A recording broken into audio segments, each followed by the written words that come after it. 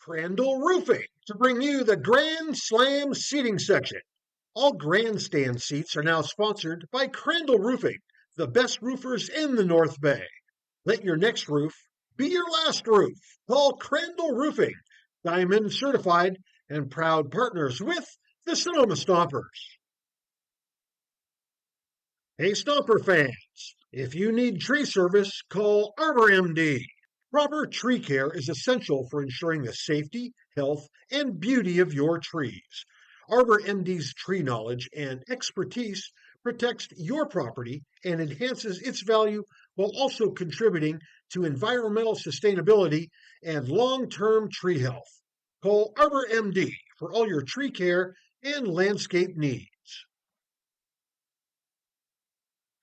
Nana's estate-grown extra virgin olive oil is made from olives grown exclusively on the property of Vianza Winery. They were hand-harvested and pressed to create Nana's extra virgin olive oil. Go to shop.vianza.com to see why Nana's olive oil is the very best. United States Congressman Mike Thompson, representing California's 4th District, is a proud supporter of the Sonoma Stompers.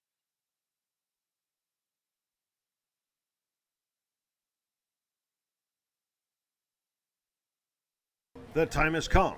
The wait is over. The Sonoma Stompers pregame show starts right now.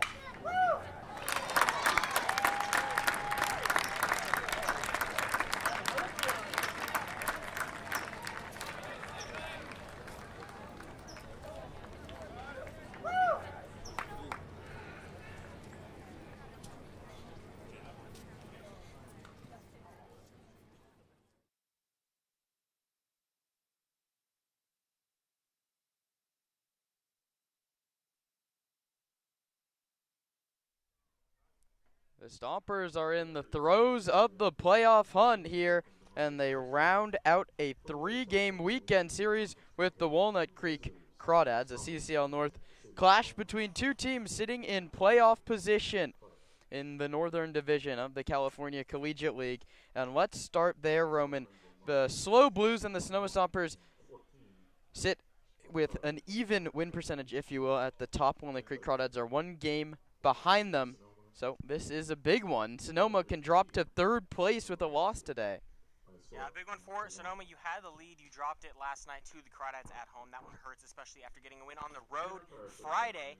And now you're in a spot where you just need to get a win, get on the right foot to end a shortened week. And then you've got 4 games against teams that you should be able to win the majority of those games down the stretch. That's next week, of course, 2 against the Seagulls, 2 against the Philippines. You win those, you're likely in. That's all the Stompers need to do down the stretch. Yeah, and Justin Jones is going to be the man today tasked with trying to win this ball game. Just his 2nd start and his 1st start since June the 8th. That was against San Francisco. But if we talk about Jones, he has the 2nd most innings in the CCL North without giving up an earned run. He's only behind Luke Duncan, who pitched yesterday. 8 innings, no earned runs for the righty out of Los Medanos. It's just a fastball slider mix. What does he have to do to be effective today? Yeah, just throw strikes. When we've seen Justin Jones at his sharpest, it's when he's getting ahead in the count early fastballs, and then throw a couple sliders in there, make them chase at something, or paint the edge with another fastball. And he's only walked 4 guys this season, been good at living in the zone, needs to do that today.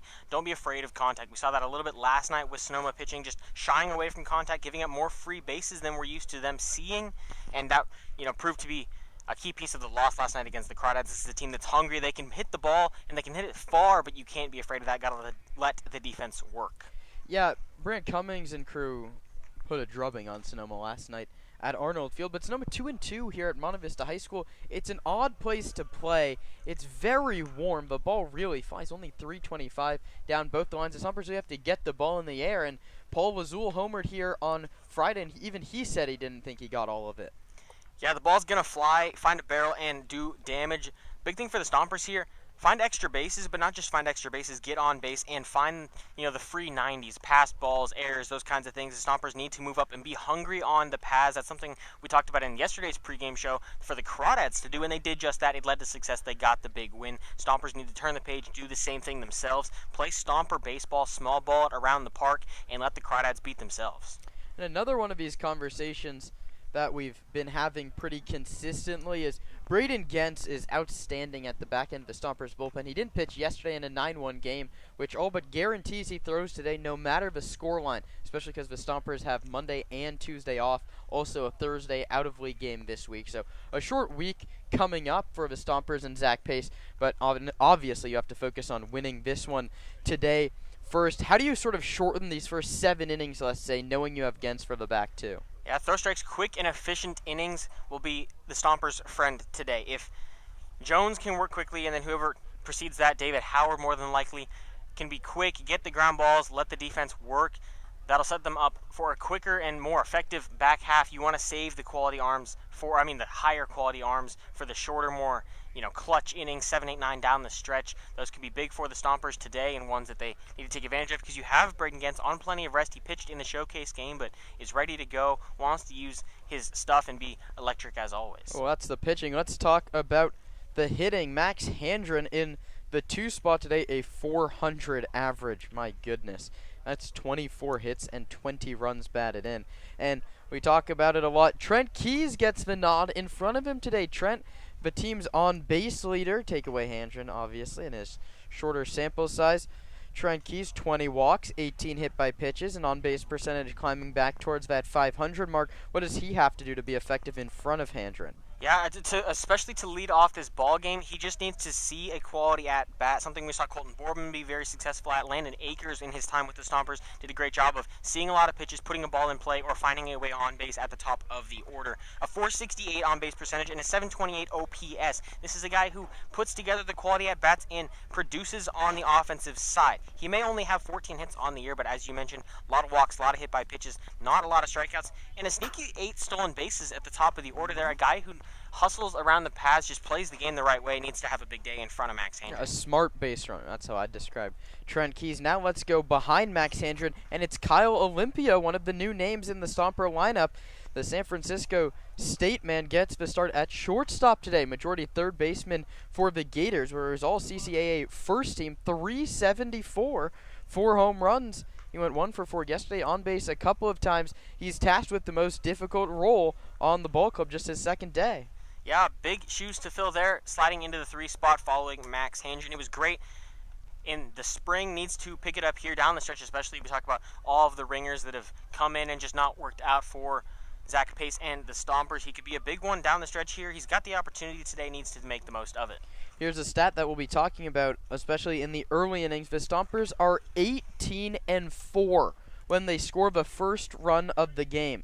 That means they're 3-10 when they're the first team to concede. So the first 2 innings will be crucial in this one. How does Sonoma get off to that hot start against the tall righty 6'9" Dylan McShane? Yeah, the top of the order needs to produce in that first inning. Obviously, you score first, you get the first opportunity. That's a big way to get the stats in your favor. But Trent Keys, Max Handren, Kyle Olympia, and Paul Lazula at the top 4, even followed by Connor Pulowski there. Those are 4 or 5 bats that can really be successful, need to be successful in the top of the first. Get on Dylan McShane immediately. We saw him be off and on when he faced the Stompers back on June 22nd. He went 3 innings, gave up just 1 earned run, but he's a guy who, if he settles in, can be really dangerous. Stompers need to get on it early, see quality at-bats, put the ball in play, not a lot of strikeouts early on. Yeah, the Stompers have their first chance coming up in just a few moments. That means we close out this Sunday Fun Day edition of the Sonoma Stompers pregame show with Roman's Radar. We'll start with the home Walnut Creek Crawdads in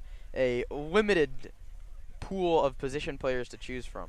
That'll be Zach Justice today. You hit a home run, get on base a couple of times last night, you're going to be the look behind enemy lines. That home run was a missile off the bat. In the first inning, he did exactly what he needed to, and he got the Crawdads on the board in the first. Needs to be big in the lineup today. Stomp watch time. Roman, who do you have? Now we'll go with Trent Keys in the leadoff spot. A big opportunity for Trent to really just go have a day. Finds his way on base, sees lots of quality at-bats. A true team ball player in the team ball player spot. Needs a big one in the leadoff. Well, it's the best rivalry in the CCL North for the 9th and final time in 2025. The Stompers and the Crawdads do it next on the Sonoma Stompers Radio Network.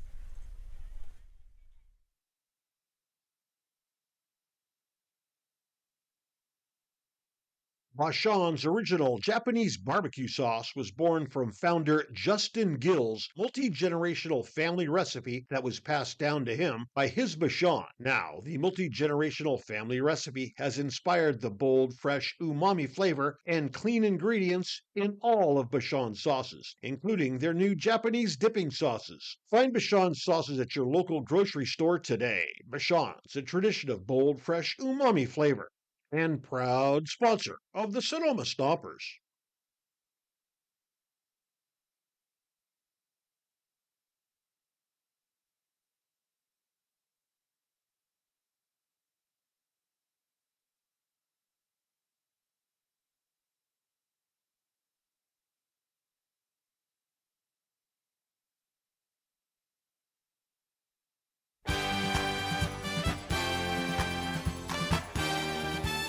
It's time for Stompers Baseball on the radio.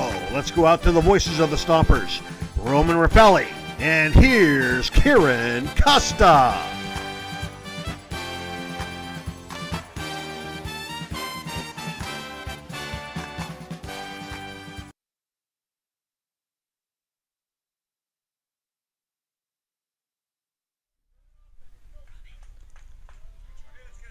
Final time in 2025, the Stompers and the Crawdads. Well, let me say the final time in the regular season. Both these teams fighting for the playoff push. We're in for a good one here on a Sunday afternoon in Danville, California. I'm Kieran Costa, joined by Roman Raffelli here on the Sonoma Stompers Radio Network, getting you set for what should be one of the best CCL North games of the season. The Stompers enter play 21-14 with a one-game lead over the 18-13 Walnut Creek Crawdads. The Slow Blues in there too, and the Alameda Merchants 2.5 out of the top spot. This is the final game of a three-game set. The Stompers won here on Friday. The Crawdads returned the favor yesterday at Arnold Field. A rubber match is on the way, and Dylan McShane in the Crawdad gray home uniforms with a red craw across the front takes the mound. 6'9", 235 pounds. The 21-year-old righty out of Stockton. Went to Oregon out of high school, was cut at the beginning of this past season, went to University of Pacific, a little too late to join that roster. So it's been back-to-back redshirt seasons for McShane. His second stint in Walnut Creek in 2023. He pitched 6 games. Here in 2025, he's making his 7th appearance. 5 starts, 1-1 with a 5.02 earned run average. He's given up 17 free passes in 14 2/3 innings. He's hit 7 hitters, Roman. So the Stompers chasing that century mark and hit by pitches might have a chance today against McShane. And who else to start off this lineup than the right fielder Trent Keys, who's been hit 18 times this season. He's followed by the third baseman Max Handren, and then the shortstop Kyle Olympia hits third. The first baseman Paul Lazul homered here on Friday, cleans it up. The catcher Connor Pulowski hits 5th. In the 6th position is the second baseman Xander Silkin, the DH Anthony Shepler, the left fielder Gabriel Tapia, and the center fielder Cam Hageman rounds out the 9 for Zach Pace and the Sonoma Stompers wearing their road gray uniforms. Sonoma in navy script across the front, orange numbers on the back, orange numbers on the front, navy numbers on the back. Trent Keys, a left-handed hitter, digs in against the righty Dylan McShane. Right on left to start the ball game, and we're underway in Danville. Ground ball back up the middle. Ranging over is DeFazio. Fields it behind the bag. Throws to first. Not in time. Trent Keys swings first pitch and earns himself an infield single. 4:07 here in Danville. And we talk about, you want your leadoff guy to see a lot of pitches, but there is the other side of that where just go out there, do damage, swing first pitch, put it in play. He gets on base. You'll take it either way. Now it's up to Max Handren, maybe see a couple pitches, let the dugout and Kyle Olympia on base see it. Trent Keys, his 15th knock of the season. He's aboard to start the ball game. Handren swings first pitch and yanks it foul down the first baseline. Past Jacoby Heyer in the first base coaching box. Dave Hoke over at third. Zach Pace, the Stomper manager. He's assisted by Kenny Meimersdorf, Paul Madarena, and Mike Nunez. Stomper coaching staff wearing their bright orange today. Sunday orange. Stompers players in the road grays. Handren takes a cold strike, says the home plate umpire, Harold de Guzman. Felix Zhang made that call at first base on Trent Keys, and it's Robert McGee, the third base umpire today. Handren behind, no balls and 2 strikes. McShane delivers, and Handren takes low and away. There's the off-speed pitch from Dylan. McShane getting his second look at the Stompers on June 22nd. He gave up 1 earned run over 3 innings pitched. Give that earned run without giving up a hit. That one's outside to Handren, 2-2, but that was a very different Sonoma Stompers lineup. If you had to guess, how many of the same starters do you think there is from that June 22nd game? I'm going to go with 3. It's 4. I'll tell you the 4 after a 2-2 pitch to Max Handren. Keys takes a secondary, and Handren takes up and outside. And from 0-2 to 3-2, a good battle from Max Handren. Trent Keys, Connor Pulaski, Paul Lazul, and Anthony Shepler were all in the lineup back in what was a 6-run Stomper victory. Payoff is swung on and popped up, foul and out of play. Drifts up over our heads. We're set up just on the third base side behind home plate here at Monte Vista High School in Danville. McShane here throwing exclusively on the outer edge to Max Handren. He pulled the first one foul, but since then has watched or popped it up. Needs to try to take something the other way. Both of Handren's home runs have been to the pull side. Trent Keys runs, but it doesn't matter. It's high ball 4. Max Handren works a very good at-bat, and just like yesterday, the Stompers have 2 on and no out in the first inning. That was the story of the ball game yesterday. The Stompers 0 for 8 with runners in scoring position. They get the leadoff man aboard the first 4 innings, and they come up with just 1 run. Well, I don't think they had a runner in scoring position from the 3rd to, I believe, the 8th innings in that game. Need to capitalize here. Need to just continue to be frequent visitors of second base. Couldn't get on base or advance at all much last night. Scoreless ball game, just getting started, top of the first. Kyle Olympia's hit in the helmet. And so Kyle Olympia joined, it's just his second game with the Stompers, and he joins just about everyone else on the roster with a hit by pitch. He is the 99th time a Stomper's been hit by a baseball this season. Next one will be the century mark, but more importantly, the bases are loaded with nobody out. And we talked about it when I believe Cam Hageman joined the squad, or maybe someone more recent than that. You're not truly a Stomper until you're hit by a pitch. He gets one here, and obviously not a good sign. You never want to get hit in the head, hit at all for that matter. He seemed to be good, jogged right down first base, now joined by the trainer and Zach Pace, but 99 hit batters now, and a great opportunity. We talked about it in the pregame show. Paul Lazul here, bases loaded, no outs, had a home run on Friday against these Crawdads here at Monte Vista. Top of the order producing here, needs to come through, score a few runs, get a crooked number early. Yeah, that pitch hit Kyle Olympia on the brim of his helmet. He's meeting with Zach Pace, Jacoby Heyer, and Ali Slinson, the Stompers' athletic trainer. They're having a meeting over at first base. Olympia went 1 for 4 yesterday, and he stays in the ball game today. The bases are loaded with nobody out, and we talked about it, Roman. 18-4 when the Stompers score first. They're in prime position to do that with Paul Lazul at the plate. Keys infield single. Handren walk. Olympia hit by pitch. Bases loaded, nobody out for the cleanoff man, Paul Lazul. 2 extra base hit day here on Friday. He doesn't need an extra base hit here with the infield back. Just about anything scores a run for Sonoma except a strikeout. Right on left, McShane against Lazul. The corners have drawn in for Walnut Creek. The pitch to Lazul, he swings first pitch and hits a soft line drive foul towards the Stomper dugout, 0-1.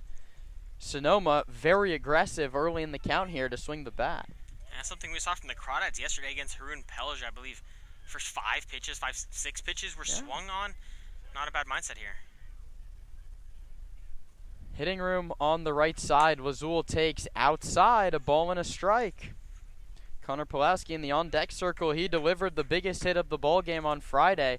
A 2-out, 2-strike go-ahead single to the opposite field. Sonoma went on to win that one 10-6. They lost 9-1 yesterday. Rubber game. Scoreless game in the first. Lazul swings and misses. Nothing in two.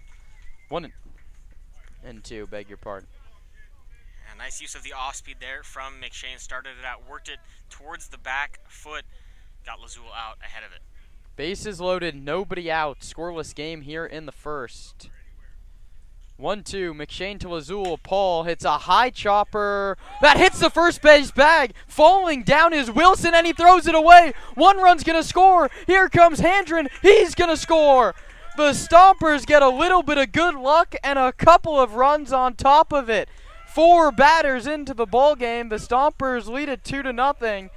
And Roman, yesterday we said the Stompers couldn't buy a break. How about a little cue shot that hits the first base bag? And Brady Wilson, a two-way player, he's a pitcher by trade, dove to his right and just sort of threw it away to the pitcher McShane covering. And that's a good time to talk about actually the rest of this defensive alignment, where Clisby's making his first start in center and Wilson's making his first start at first. Pulaski squares to bunt, pulls it back, and takes away. And I don't know the last time I saw a ball hit the backside of the first base bag there. They give Paul Lazul a single and charge an error to Wilson. It scores 2 for the Stompers. No better way to get it going here. Still got 2-1 and no outs. Pulaski still tries to bunt and pops it foul towards the Crawdad dugout. Not exactly the prettiest bunt from the Stomper backstop. So for Lazul, it's a single and an RBI. Just one, though. Keys came in to score, and so did Handren. It's Lazul's 21st hit and 17th run batted in this year. But Connor Pulaski wants to make this a very big inning. 2 on, no out. Stompers lead it 2-0, top of the first. Pulaski squares to bunt, pulls it back, 2-1. The third baseman today is Leininger, the shortstop DeFazio. Calvillo at second, and as we mentioned, Brady Wilson, making his first baseman debut, was tested with an odd play already. The outfield, Taylor, Clisby, and Donnelly. Pulowski takes a called strike. Harold de Guzman on a pitch on the outside corner. Now Pulowski is swinging away.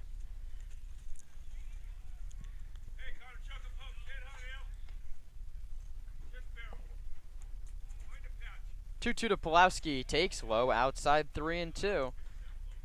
Dylan McShane struggling here with the command a little bit in the early going. One more wide one to Pulowski would reload the bases, still nobody out. Sonoma on top of Walnut Creek 2-0. The payoff to Pulowski, low ball 4. To third base goes Olympia, to second base Lazul, to first base Pulowski. Second walk of the inning. A great at-bat there from Connor Pulowski, willing to give himself up there, but McShane will give him a free pass, not what the starter for the Crawdads wants there. Now you reload the bases, just an ugly start. So there's a righty throwing in the bullpen, and Dustin Cheney is going to go out to the mound. And if you're just tuning in, well, you've missed an eventful start here in Walnut Creek. Trent Keys swung on the first pitch of a ball game and earned himself an infield single. Max Handren walked after being behind in the count, 0-2. The next pitch hit new Stomper Kyle Olympia in the helmet in a bases-loaded, nobody-out situation. Paul Lazul hit a little nubber up the first base line. It kicked off the first base bag. That scored 2 runs, and then Connor Pulowski walked to reload the bases with nobody out. The Stompers already have a crooked number, but can dream of a 4, 5, 6-0 cushion. And the one that the Crawdads probably want back here is that single from Paul Lazul. Brady Wilson didn't charge that ball. It was a high chopper, but had plenty of opportunity to get it before it hit first base. Waited on it. It skips off first base, and then chaos just kind of ensued. Had to chase it into foul ground around first base umpire Felix Zhang, and then the throw was errant to McShane at first base. That brings up another new Stomper, Xander Silkin. He struck out just 10 times in 101 at-bats for West Valley College. He takes a called strike 1 on a fastball. Stompers would love him to just put the ball in play here and get home another run any way they can. He'll do it from behind, 0-1. That'd be a great spot for his first Stomper hit. You're telling me. Lots of hitting room in right center. The pitch to Silkin, outside and low, 1-1. Xander, the #1 third baseman in all of Hawaii in the 2022 graduating class. He went 0 for 4 in his Stomper debut yesterday. I mean, I wasn't the number one anything in my graduating class, let alone in the state of California. The pitch to Silken is high, maybe, close pitch. It counts 2-1. Silken just looking to be the number one third baseman in this first inning here. A How gapper about would that? be huge. The third baseman Leininger's one step off the grass. Everyone else plays deep. Silken takes outside and high. There's no place to put the Stomper second baseman. 3 balls and 1 strike. And it's Noah Zirkle warming for the Dads. Get into this bullpen early. The Stompers in a very good spot. The pitch to Silken's fouled back to the screen. And Justin Jones hasn't taken the mound yet, but here's a fun note on him. He's pitched in 4 games for Sonoma this season. The Stompers have won all 4 of those games by an average of 13.7 runs. The 3-2 to Silken is bounced to the right side. And it's trouble, and it's past Wilson into right field. 1 run scores, everyone else goes station to station. That's his first Stomper hit, his first Stomper RBI. And Brant Cummings moved Brady Wilson to first base. It's his debut there, and it's been a real tough debut. 3-0 Sonoma. And they rule it a hit, but a hard ground ball the other way. Or they ruled it an error, but that's a hit in my book there. A hard ground ball the other way. It gets the job done, scores the run, gets on base, extends the inning. We're to the bottom third of the lineup, and still no outs for Sonoma. 3 in, 3 on, no out. Anthony Shepler takes up and away. We talked about it, Roman. The Stompers are 18-4 when they score first. What about when they score the first 3? The pitch to Shepler is bounced foul down the first base line, kicks away. The count's a ball and a strike. And if you're looking at the stats of Anthony Shepler, it's nothing really to write home about, but as of late, Shepler's taking great quality at-bats, put team at-bats out there, and has just seen the ball a lot better. Shepler takes high 2-1. He has a hit in both games this series. Both of them have been singles. The gapper really changes the complexion of the 3-run game. 7th Stomper to hit, still nobody out. Outside 3-1. Single, walk, hit by pitch, single, walk, error. Bases loaded, no one out. Stompers 3, Walnut Creek nothing, and they're just itching to get anybody to the plate. Shepler in the driver's seat at 3-1. The righty McShane comes home to the lefty Shepler, and Anthony swings and misses. Filler up 3-2.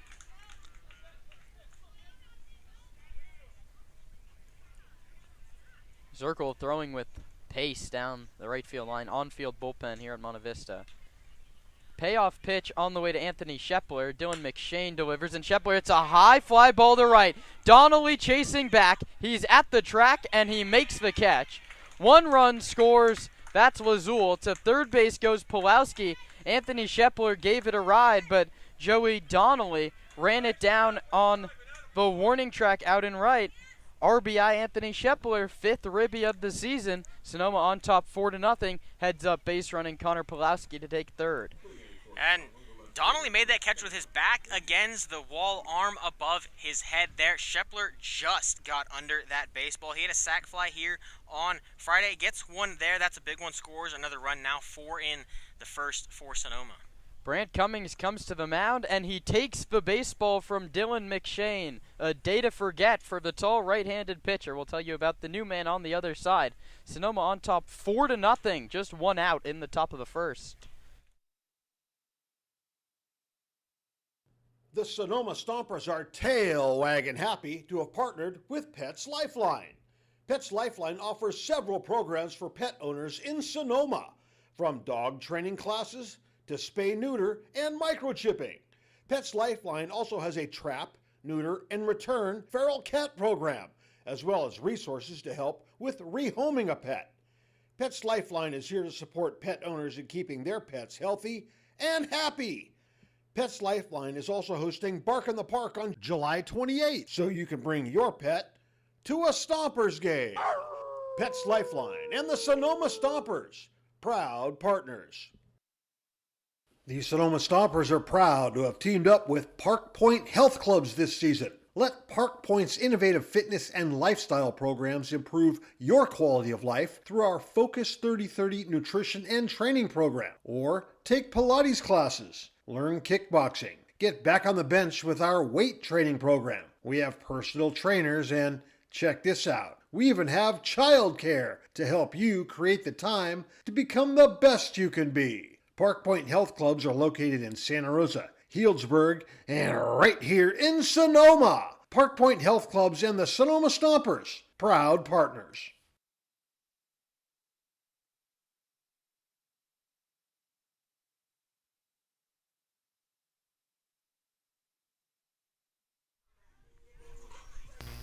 A dream first inning for Zach Pace and the Stompers. They're all over Dylan McShane.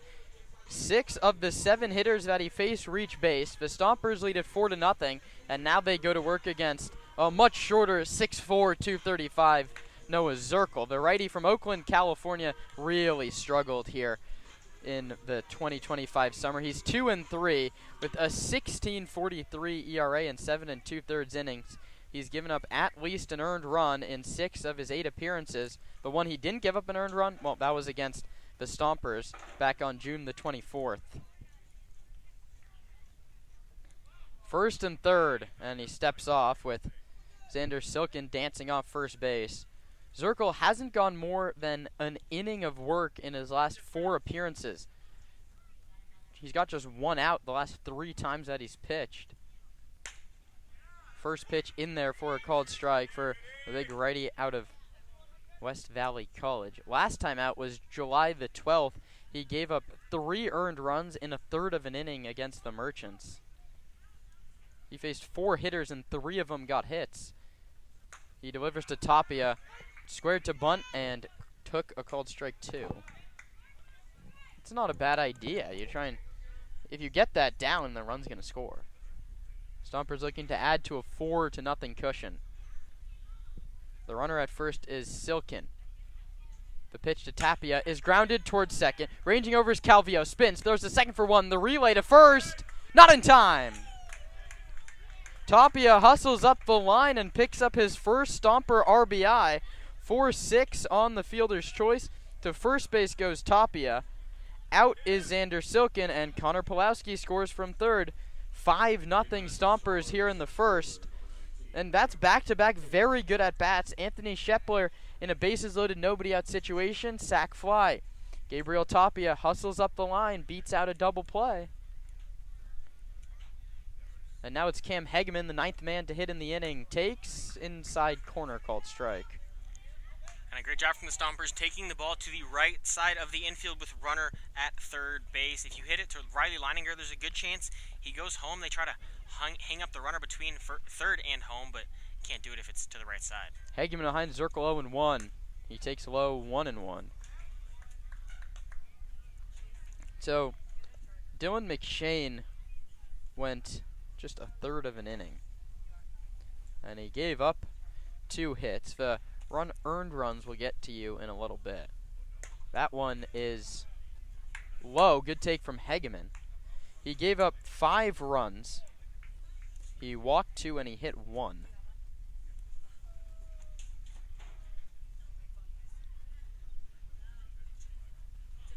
Tapia bluffs, doesn't go. Outside, a pick back to first base, not in time. It's now 3 balls and 1 strike.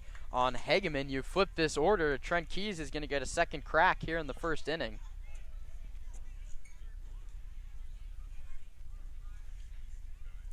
Stompers lead it by the score of 5-0 here in the top of the first. The pitch to Hegeman at the knees, and the count's full 3-2.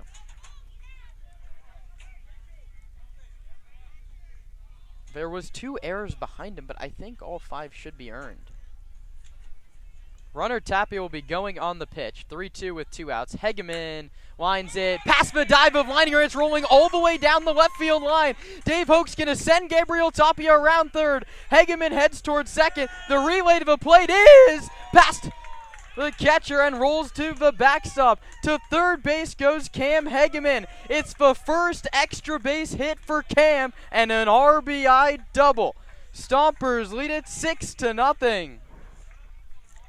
That's a huge time to deliver for Cam Hegeman. Was hitting in the leadoff spot yesterday, put together some good at-bats, but overall not his best night. Gets bumped all the way to the 9-hole. That can be killer for the confidence, but he doesn't let it affect him. Comes in, 2 outs, runner on.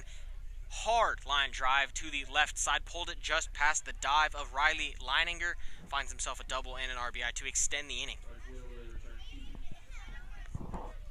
And now Trent Keys gets his second look with Hegeman now at third base. Tapia scored from first. He's probably still catching his breath over there. Check swing from Keys. Appeal. Nope, none needed. I think it was a called strike. Gabriel Tapia was flying there 170 feet from first base on a ball down into the corner. And there was a play at the plate if Zach Justice has squeezed that ball correctly. Called strike from the home plate umpire, Harold de Guzman. Here's why I thought it was an appeal. He does his called strike call across his body, pointing towards third base. 6 in for Sonoma, top of the first. Here it comes, and Keys takes low 1-2. Very nice block by Zach Justice, saved what would have been a 7th run. And I think they charged DeFazio, the shortstop, with a throwing error that moved Hegeman second to third. Unless it went on the catcher Justice. The 1-2 to Keys. Trent is called out on strikes, and the inning is mercilessly over for Walnut Creek. But 10 Stompers hit, 6 runners score, just the aid of 3 hits. Halfway through the first inning, Sonoma leads Walnut Creek 6-0.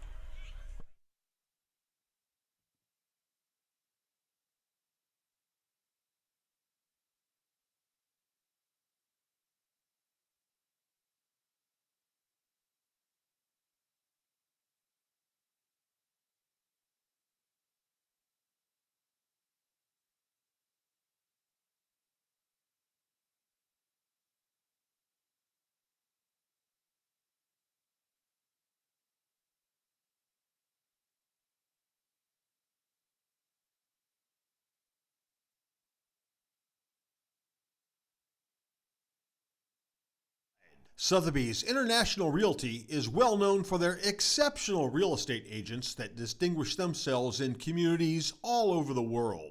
To learn more about real estate in Napa, Sonoma, San Francisco, and the rest of the Bay Area, or around the globe, contact Sotheby's International Realty Wine Country Brokerage at 707-935-2288. That's 707-935-2288. Sotheby's International Realty.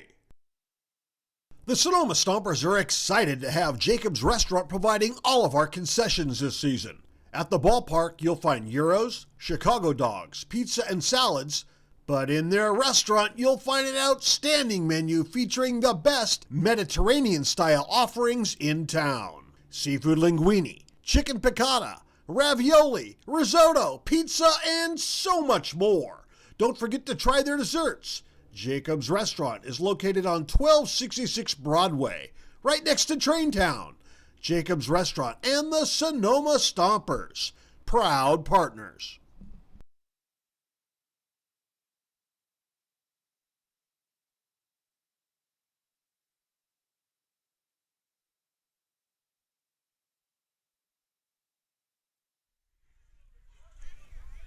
Justin Jones takes the mound with just about as much run support you could ask for as a pitcher, and his first pitch is a called strike at the knees to Ryan Ellis Jones, a 5'10", 195-pound right-handed pitcher who plays at Los Medanos College from right here in Walnut Creek, pitching in his hometown. We'll see what he does against Ellis, who lines it the opposite way and foul, 0-2. Derek Nicholson coaches first base. Brant Cummings coaches third.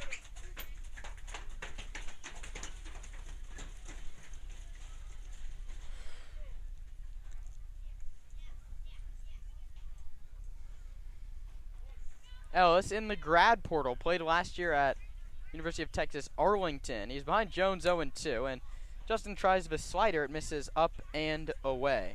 Well, Roman, my stat was that he has only pitched in wins. The Stompers have won all 4 games that he's pitched in, and that was an average of 13.5 runs of victory. That's a broken bat ground ball foul past Max Handren at third base. Olympia gets his first start at short. Silken at second. Lazul at first. Tapia, Hegeman, Keys left to right. But let's go back to that. And that was fun because a lot of it was in relief. He came in relief of games the Stompers were up 15, even 16 runs. And they just added to that. They gave him 6 runs of support to start the ball game today.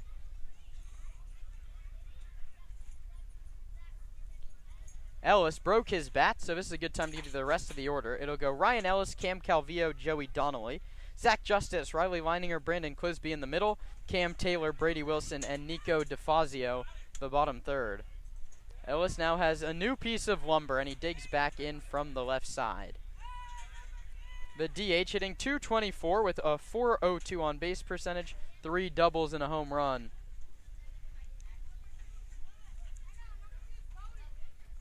Jones ready to pitch to Ellis. Here it is, and that new piece of lumber doesn't matter. He finds nothing but air. There's one away. First strikeout for Justin Jones. It comes of the swinging variety.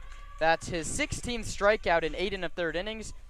He has yet to give up an earned run, 4 walks, and just 2 hits allowed. Jones has been great out of the bullpen. 1 start before this one as well. A great start there ahead of Ellis, using both the off-speed and the fastball there, accurate with all of it. Yeah, fastball slider mix. The heater at 89, the slider at 79.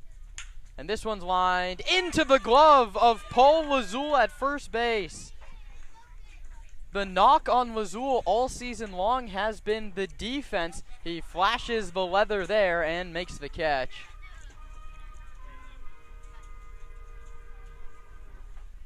Quickly 2 away. Calvillo hit it hard, but it finds the glove of Lazul.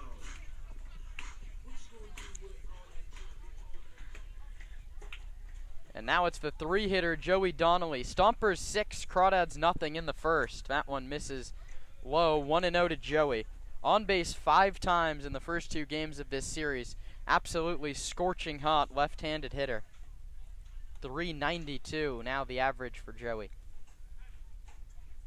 The right fielder swings and lines it into right center field, a base hit. Cutting over his Keys, he'll fire it in quickly. Donnelly continues to mash. 2-out base runner against Justin Jones.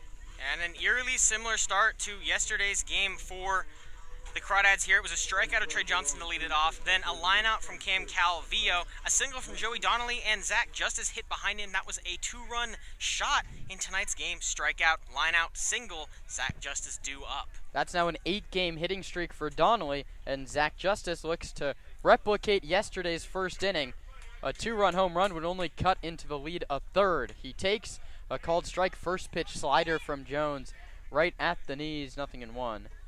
Sonoma scored 6 runs in the top of this inning to jump out to a 6-0 advantage. The Crawdads have a lot of work to do to climb back into the ball game. The pitch to Justice fouled back. He's behind 0-2. This would be a very nice shutdown inning from Justin Jones. You talk about getting a lot of run support in the first. You'd love to just go have a shutdown against the top of the order, really take advantage of it. A pick back to first base, nothing doing.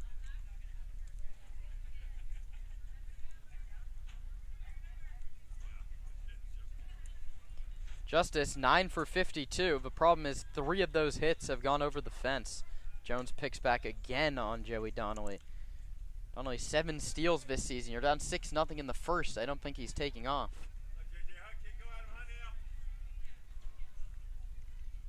Jones working out of the stretch, comes set at the belt. With the 6-0 lead, he comes home. Justice hits this one into left center field. Tapia going back, and it's over his head and off the wall. Brant Cummings will send Joey Donnelly, and a very late stop sign. The ball kicks away from Silken, and the run will score. So it's a double for Justice. There should be no RBI given. Who's going to score on the error? 2 out hits, and the Crawdads get a run right back. That's That's tough from the Stompers defensively. They had such defensive struggles the midway point in this season, and they really tightened it up the last couple weeks. That's one that gets over Tapia's head and rolls all the way to the wall. It turns into a double cut situation. Olympia's out there, Silkin's out there. It rolls past both of them. There's no third backup plan. And then it's just a race. Can Silkin get it home before Donnelly does? And the answer was no.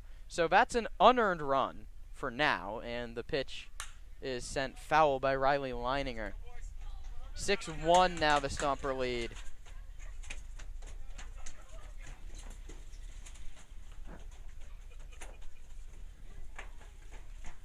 Leininger, left-handed hitter with power, 250 on the average for the Oklahoma Sooner. 3 doubles, a triple, 12 runs batted in. Jones comes home. Leininger takes low, 1-1.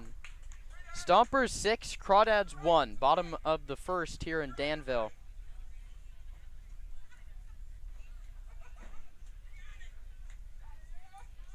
A 2-out RBI double from Zach Justice continues to torch the Stompers. That one's in there for a called strike. That's his second extra base hit in the past 2 games. His second first inning extra base hit in the last 2 games. And the RBIs continue to pile up. That's his 7th of the season.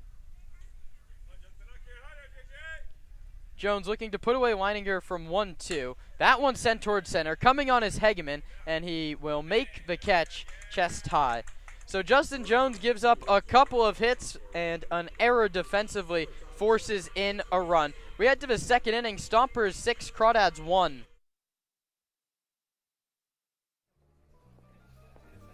Nestled in the heart of Sonoma, Verano Cafe stands as the answer to locals yearning for wholesome food. Opened by Veronica Perez and Carlos Rubio, this cozy diner is nestled conveniently at the crossroads of Highway 12 and Verano Avenue. At Verano Cafe, breakfast, lunch, and dinner are experiences crafted with love and local ingredients. Each dish is a symphony of taste.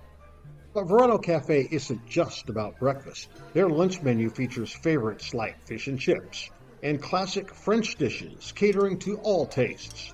Dinner includes house-made pasta dishes and elegant entrees. What really sets Verano Cafe apart is its commitment to quality and community. With locally sourced ingredients and a dedicated team that feels like family, Verano Cafe offers a warm and welcoming atmosphere. Whether you're a Sonoma local or a visitor, Verano Cafe promises to elevate your dining experience. Join us today and become a part of the Verano Cafe family.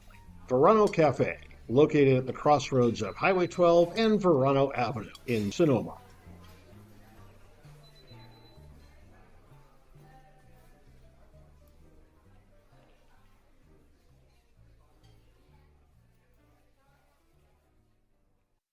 Hey, Stomper fans, if you're looking for roof services, look no further than Crandall Roofing.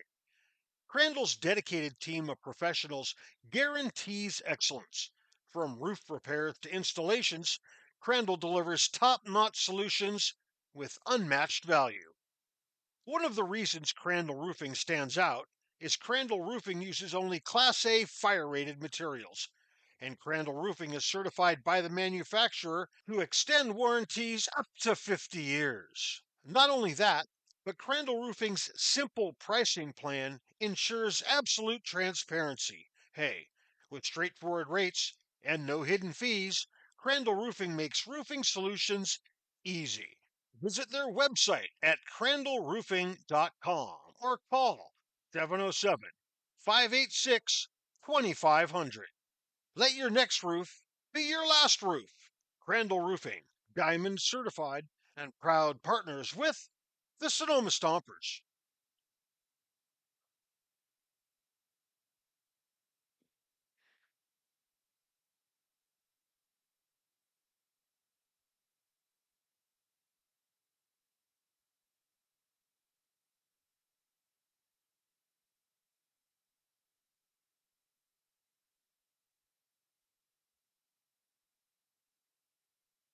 Flybird Margarita is our new and delicious cocktail that's ready to go, no bartender needed. Flybird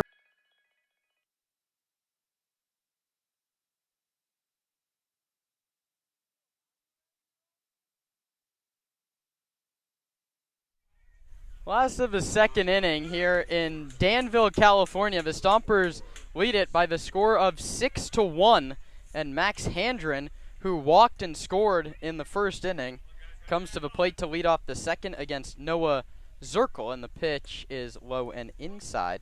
The final line on Dylan McShane, a third of an inning, 2 hits, 2 walks, a hit batsman, no strikeouts. He gave up 5 earned runs. That one's killer on the ERA. Handren takes well up and away from Zirkle, and the count's 2 balls and no strikes. We'll see how long the leash is here. His longest outing is 2.1 innings, and that was on June 8th. He hasn't gone up to 2 innings since then. Handren takes, it's a called strike from Zirkle, outside edge.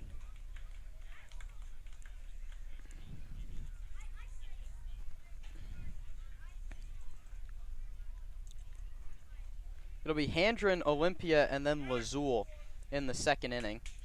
Stompers in control of this game already, but they can't get complacent in this spot. If you're Zach Pace, you want another 6 spot from your offense. That one's hit to Wilson, and it kicks off of him. A hustle throw to first. There's no play. That's also going to go as an error. And Brady Wilson played first base at Sacramento City College. That was 2 years ago. He's a two-way player, and the Crawdads are running out of position players. He looks very uncomfortable over at first base. An error will be charged, and that's the second miscue charged to Wilson. And Handren aboard. The Stompers looking to just replicate exactly what they did in the first inning. The Stompers sent 10 men to the plate in a 6-run first. The score now 6-1 in the second. The pitch to Kyle Olympia is a called strike 1. Olympia, the shortstop today. It's his second game here for Sonoma. All CCAA first team. He had .374 for the Gators of San Francisco State.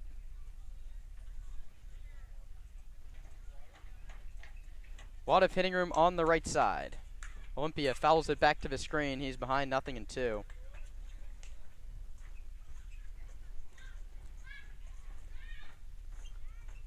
Sonoma looking to improve to 22-14 and keep pace, beg your pardon, with the San Luis Obispo Blues. And Olympia strikes out swinging. Noah Zirkle overpowering in that at-bat. That's his second K for Zirkle. He entered with just 4 strikeouts over 7 2/3 innings. He's gotten 4 outs, and half of them have been strikeouts here against Sonoma. Maybe the Stompers are the problem. He now has 3 innings against Sonoma. He's allowed just 1 earned run, and that was last inning. Yeah, great sequence there against Olympia. Just kept him off balance, ends him with a high fastball. The pitch to Lazul's outside. Paul came up, bases loaded, with nobody out in the first inning, and he was very effective. He hit a ground ball to first base, and it kicked off the bag, and it turned into a very tough play for Brady Wilson. 2 runs came around. Lazul pops this one up. It will get out of play.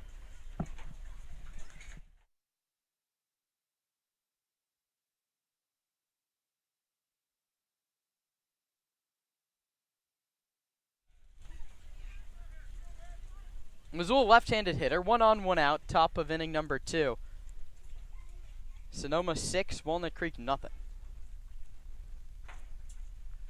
Lazul lines this one hard, but foul and out of play. The count's a ball and 2 strikes to Paul, who has a single, so that's now a hit in 7 of his last 9. A tough day, went 0 for 4 in yesterday's loss. The Stompers struggled mightily offensively at Arnold Field last night. First base is Handren. Looks to time up Zirkle. That pitch is high 2-2. And with Max, he really does look like a professional out there.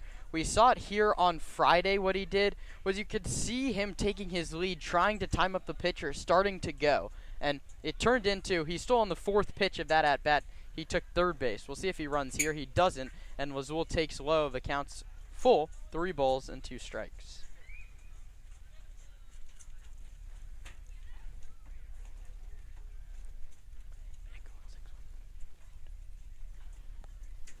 payoff pitch on the way to Paul Lazul. Max Handren runs, and Lazul checks his swing. It's low, ball 4. That's the second time, Roman, that we've seen a runner on first and a 3-2 pitch. They send him. Both times have been walks, and that brings up Connor Pulowski, the catcher. And Max Hendry was on the other side of that. He walked when Trent Keys had taken off 3-2. That was in the first inning. Nice aggressive approach here all around for the Stompers, really swinging early in counts, stealing bases when it makes sense to. Pulowski also walked and scored in the first inning. 2 on, 1 out. Pulowski takes a called strike. Beautifully received by Zach Justice to bring that up to the knees of Pulowski. And the count's 0-1.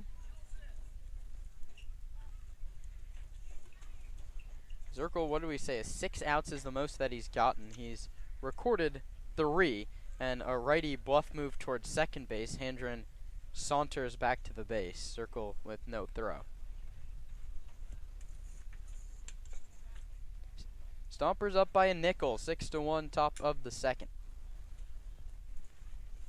Pulowski hits it to shallow right. Donnelly heads in and towards the line. He makes the catch. Handren will bluff and hold. A strong throw into the cutoff man.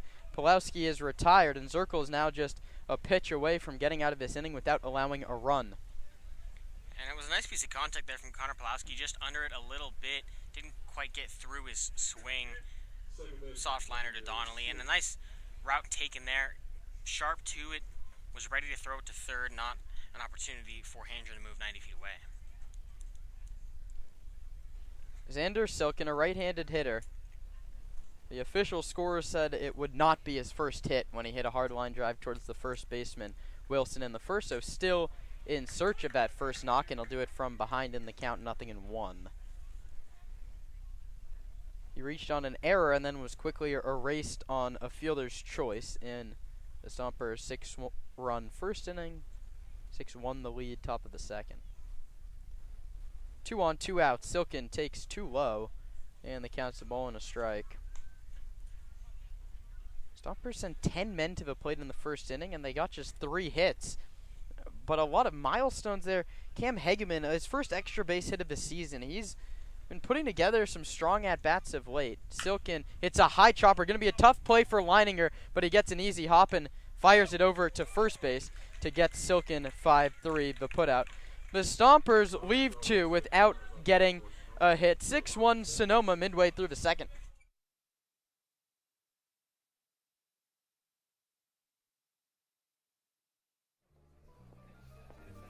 Nestled in the heart of Sonoma, Verano Cafe stands as the answer to locals yearning for wholesome food. Opened by Veronica Perez and Carlos Rubio, this cozy diner is nestled conveniently at the crossroads of Highway 12 and Verano Avenue. At Verano Cafe, breakfast, lunch, and dinner are experiences crafted with love and local ingredients. Each dish is a symphony of taste. But Verano Cafe isn't just about breakfast. Their lunch menu features favorites like fish and chips and classic French dishes catering to all tastes. Dinner includes house-made pasta dishes and elegant entrees. What really sets Verano Cafe apart is its commitment to quality and community. With locally sourced ingredients and a dedicated team that feels like family, Verano Cafe offers a warm and welcoming atmosphere. Whether you're a Sonoma local or a visitor, Verano Cafe promises to elevate your dining experience. Join us today and become a part of the Verano Cafe family. Verano Cafe, located at the crossroads of Highway 12 and Verano Avenue in Sonoma.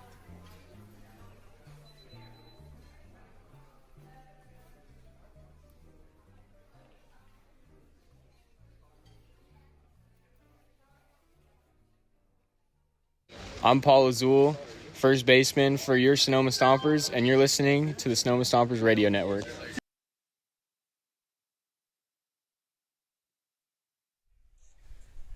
Bottom of the second inning, Sonoma on top 6-1. Justin Jones to Brandon Clisby. That one's lined into center field. Hegeman moving over, and he plays it on a hop. Hard hit single, Brandon Clisby.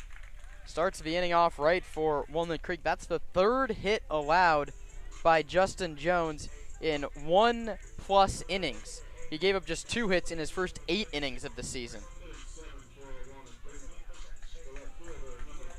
That's a Crawdads lineup that loves to hit the ball. Great hitters up and down the lineup there, ready to hit early in the count as well. Stomper middle infield. That's Olympia and Silken today. They play for a double play, and Jones misses outside. Pulowski takes a nice backhanded stop.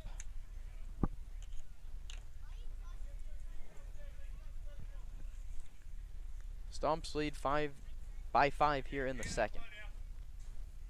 Lazul holds the runner Clisby on. He has 2 stolen bases. He runs here.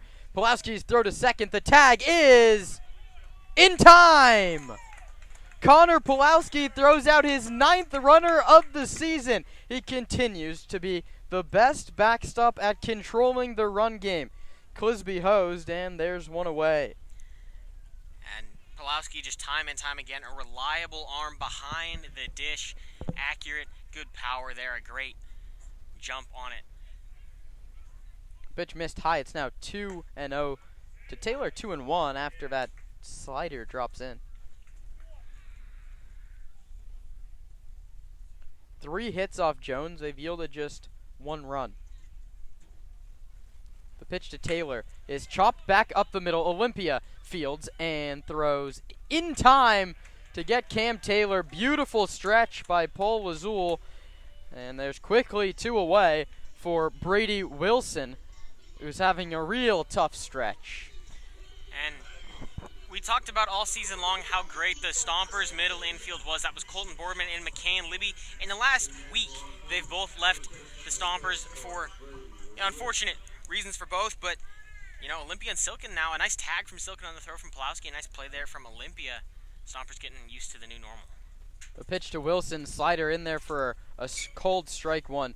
Wilson just needs anything to go his way. He's made 2 errors in the field today. He's 0 for his last 19 at the plate. He's 4 for 25 on the year. All 4 of those hits came in 1 game. He swings and misses, nothing in 2.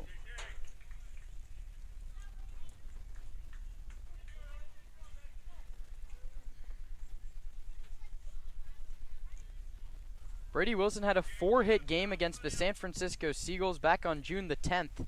He doesn't have a hit since then, and he takes high 1-2. On the mound, he has a 5.65 ERA over 14 1/3 innings.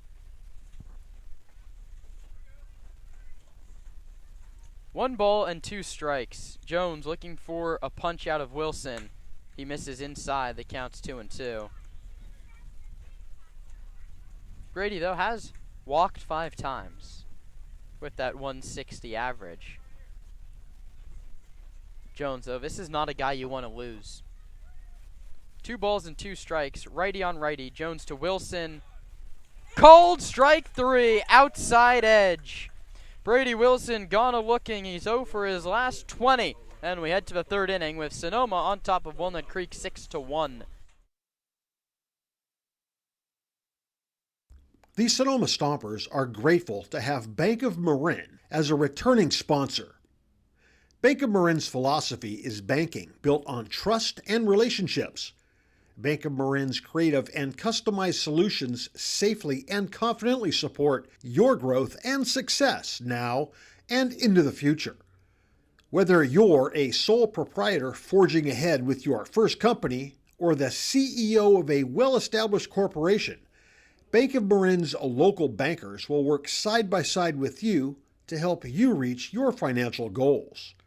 Bank of Marin, the official financial institution of the Sonoma Stompers.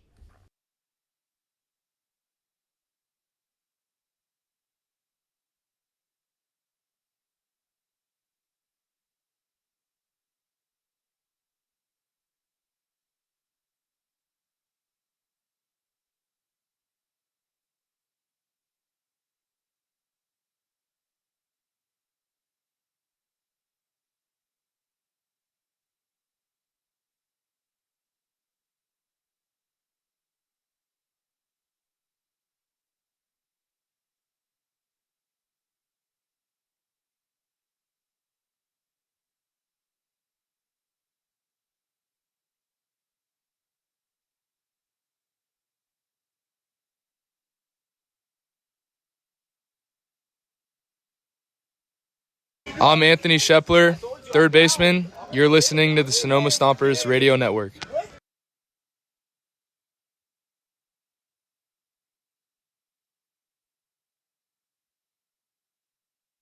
Six to 1. That's the Sonoma cushion as we start the top of the third inning. The Stompers with a crooked number in the top half of inning number 1.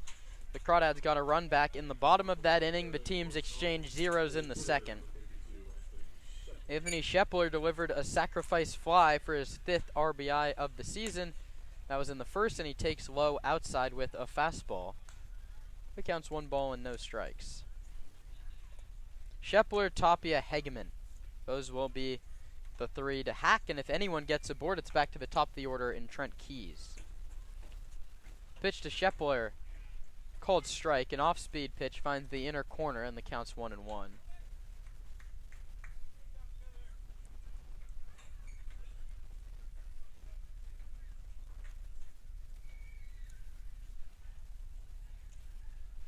Pitch to Shepler, high and tight.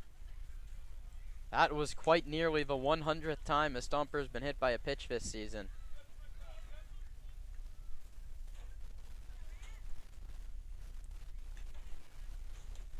So now 2-1. Shepler ahead of Zirkle.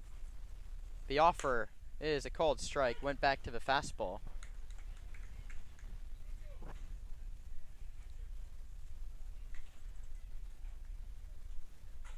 Shepler a lefty, Zirkle a righty. Stompers up by 5 here in the third. Noah to Anthony, and it's the pitcher that wins the battle. Third strikeout for Zirkle. He gets Shepler 1 away, and that's at least the leadoff man not aboard. That's a positive to take for Walnut Creek, and the Crawdads are a team that can strike quickly. 5 runs, not that big of a cushion against the most prolific offense in the CCL North.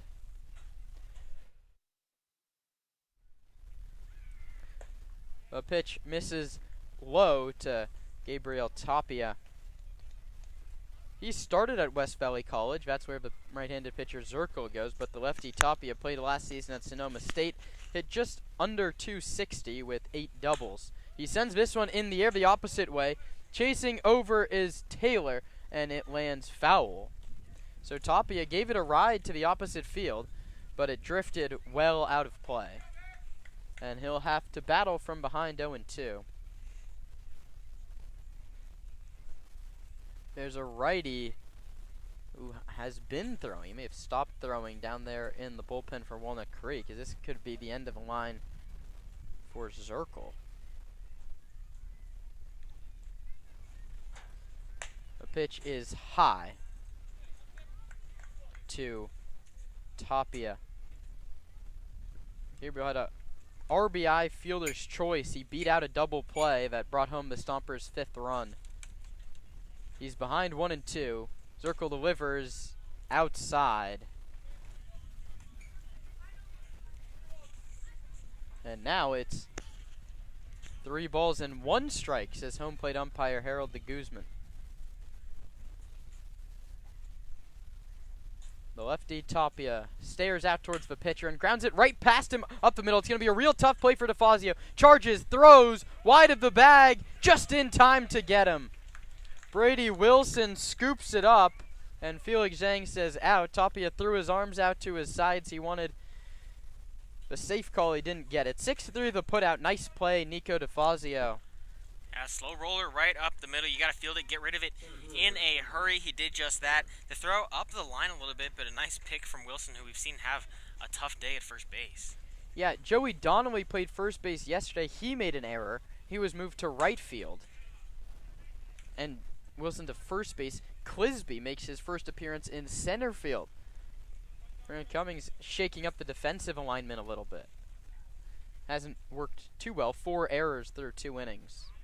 1-0 to Hegeman. Cam takes inside. Justice was set up away. That looked like a slider, and it drifted too far inside to the right-handed hitter, Cameron Hegeman.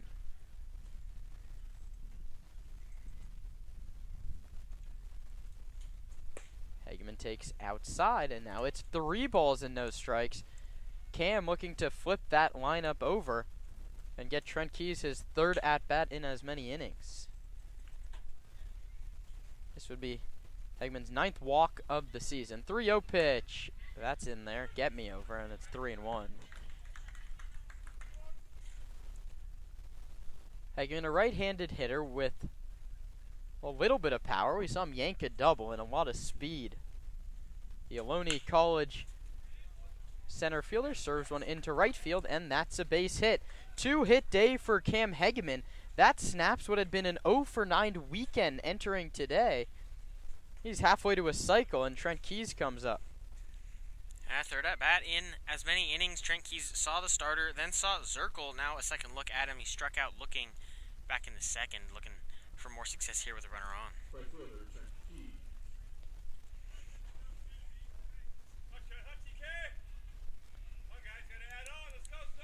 Keys a left-handed hitter, no Zirkle a right-handed pitcher. Comes set at the belt. The big righty fires home, and Keys bounces it foul back behind home plate. It kicks towards Max Handren in the on-deck circle. Handren a walk and an error, hitless today, but he's been aboard twice.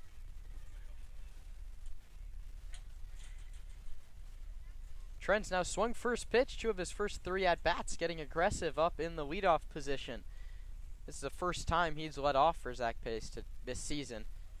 The runner goes Hegman. He tripped, and he's out.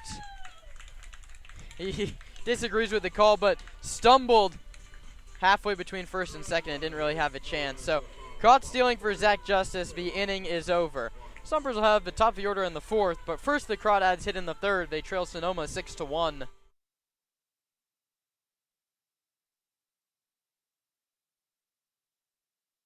The Sonoma Stompers are grateful to have Bank of Marin as a returning sponsor. Bank of Marin's philosophy is banking built on trust and relationships. Bank of Marin's creative and customized solutions safely and confidently support your growth and success now and into the future. Whether you're a sole proprietor forging ahead with your first company or the CEO of a well-established corporation, Bank of Marin's local bankers will work side by side with you to help you reach your financial goals. Bank of Marin, the official financial institution of the Sonoma Stompers.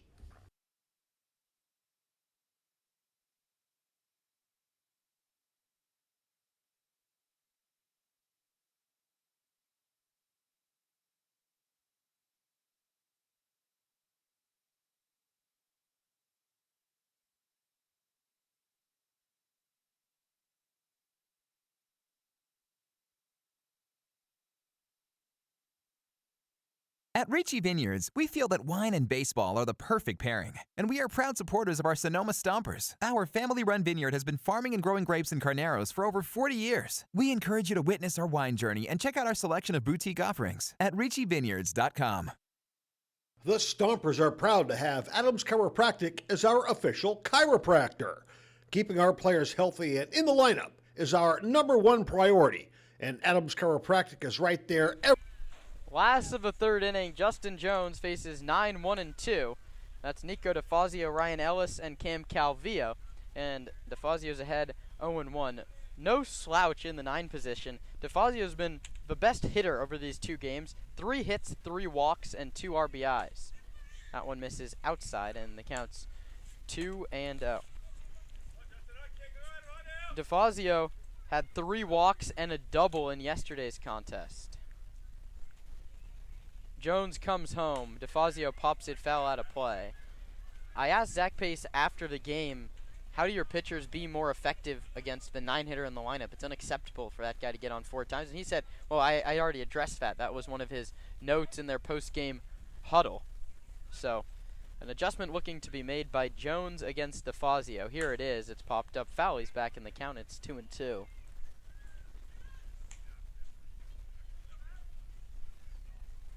Still no action in the Stomper bullpen. Justin Jones hasn't gone more than 3 innings in a league game so far this season. He's looking to get the first out here in the 3rd inning. And DeFazio gets a piece and fouls it back.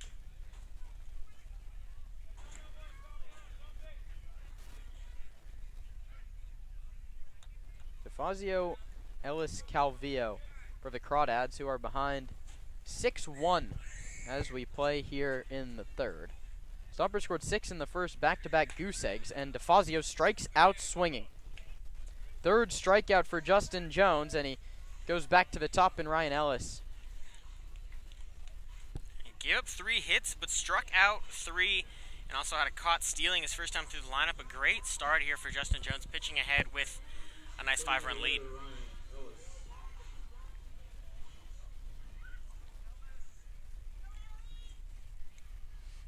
Ellis, small left-handed hitter against Jones, a right-handed pitcher. And Justin just misses. That ball must have been called away. Short King Summer Roman, 5'10 Jones against 5'8 Ellis. Something's got to give, and it's the righty coming home. This one's sent in the air to left field. Ranging over is Gabriel Tapia, heading towards the line, still heading towards the line. It picked up in the wind a little bit, but Tapia had a beat, 2 up, 2 down here in the home third.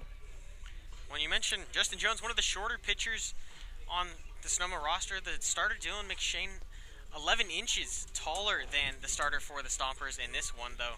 McShane, an outing to forget. That brings up Cam Calvillo. He's having himself a nice weekend as well. 4 hits and 2 RBI.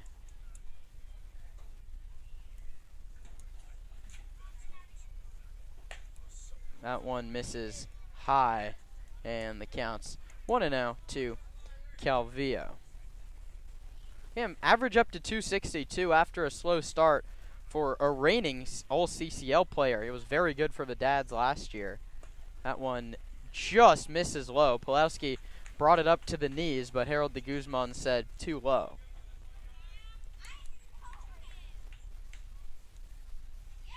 Two balls and no strikes. Jones behind Calvillo.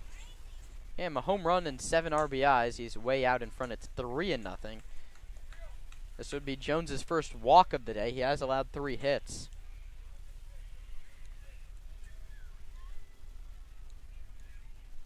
The power threat and Joey Donnelly on deck. You like to start him off in the 4th inning. Work to do for Jones to get there. The 3-0 to Calvillo, low ball 4.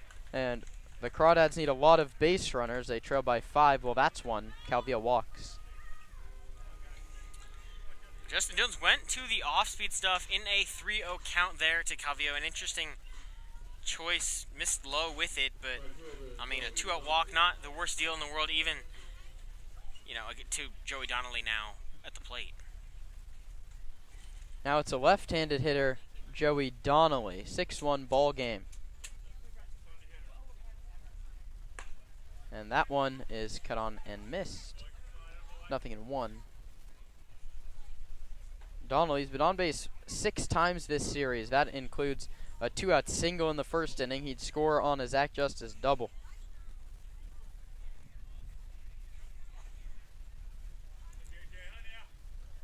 Runner at first doesn't run, and that one misses up and away. Calvillo, 4 stolen bases this season, but we've already seen the Crawdads aggressive on the bases today. Brandon Clisby tried to run on Connor Pulowski. He was thrown out. Calvillo doesn't go. Donnelly sends it the opposite way. Coming towards the line is Tapia, and it will drop in foul ground.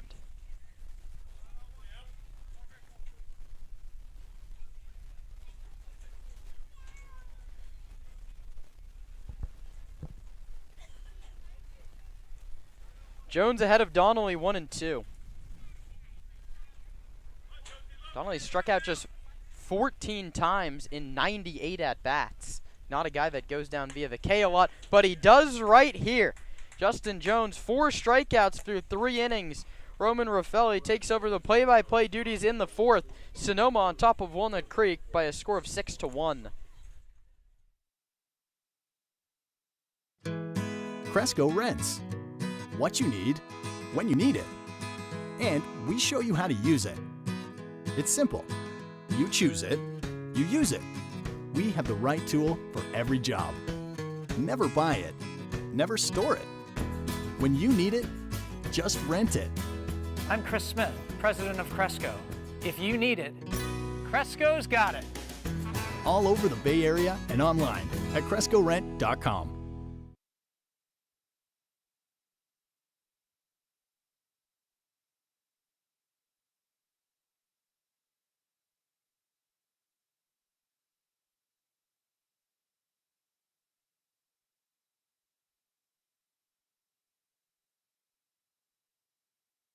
Bashan's original Japanese barbecue sauce was born from founder Justin Gill's multi-generational family recipe that was passed down to him by his Bashan. Now, the multi-generational family recipe has inspired the bold, fresh umami flavor and clean ingredients in all of Bashan's sauces, including their new Japanese dipping sauces. Find Bashan's sauces at your local grocery store today. Bashan's, a tradition of bold, fresh umami flavor, and proud sponsor of the Sonoma Stompers.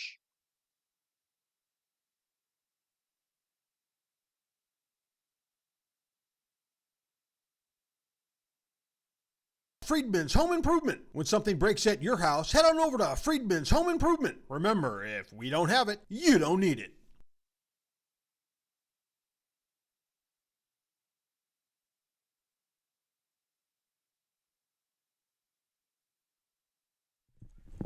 The Stompers lead the Crawdads 6-1 through 3 innings. Noah Zirkle heads out after getting the final 2 in the first and every out since. He's given up just 1 earned run. That was the first batter he saw. First pitch to Trent Keys misses outside with an off-speed. The Trent Keys, Max Handren, Kyle Olympia, the 1-2-3 punch for Zach Pace this afternoon. Stompers and the Crawdads' final battle of the 2025 summer.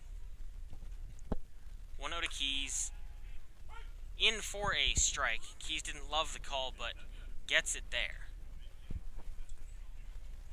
This is a big inning for Sonoma. Justin Jones has answered with zeros in the second and the third innings. It would be nice to add a little bit more insurance to a 5-run cushion. 1-1 to Keys, skips in, nice pick from Zach Justice behind the plate. Keys entered the ball game 192 average, a 468 on base percentage. That difference is just mind-boggling, but then you remember he's got 20 walks, 18 hit by pitches. And 1-1 is cut on and missed, or excuse me, 2-1 cut on and missed, 2 and 2.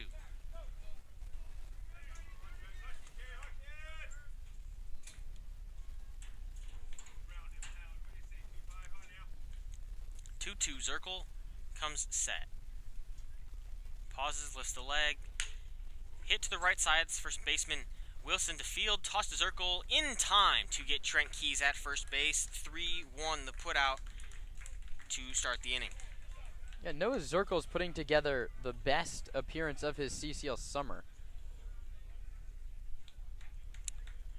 And junior bat boy took the bat from the Stompers, brought it to the Crawdad dugout. They'll get that sorted. Trent Keys will laugh it off as he walks back to the third base dugout. Max Handren to the plate. He's been aboard twice, a walk and an error. That was on the first baseman, Brady Wilson. He entered today a 400 average and a 1.09 OPS for the Stompers this summer. First pitch from Zirkle is hit hard, foul right. Ranging over to the first base dugout is Wilson, and he won't make the catch.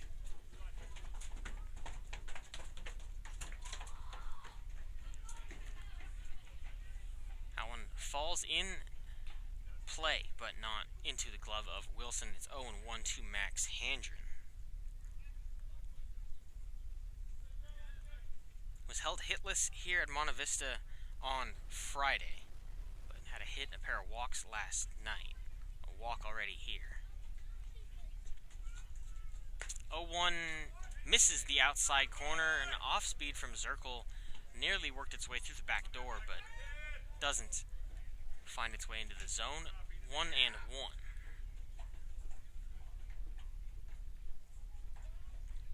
Delivery from Zirkle hit right back up the middle and into the glove of Calvillo, who doesn't field it there. An infield single for Max Handren. He's aboard with a hit in today's ball game.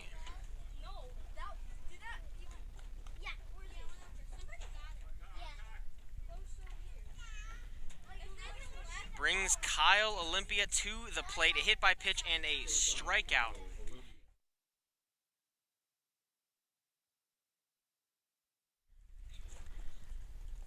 Olympia hit by pitch and a strikeout.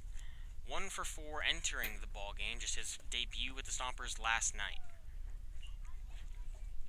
First pitch from Zirkle misses low and in. Thanks for joining us on the Sonoma Stompers Radio Network. Stompers on the road today and Wednesday, but back at home Thursday, Friday, Saturday, Sunday to end the CCL regular season. Pitch fouled back by Kyle Olympia. Paul Lazul on deck. He's got a single and a walk. It's now 1-1 to Olympia.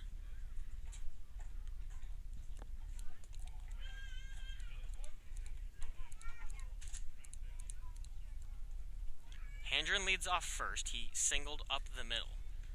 1-1 to Olympia. Misses inside 2-1 the count. Stomps lead at 6-1 on 5 hits and 4 Crawdad errors. Crawdads 3 hits themselves, 1 error made by the Stompers. Pitch to Olympia, skips in, but a nice block there from Zach Justice keeps Handren at first base.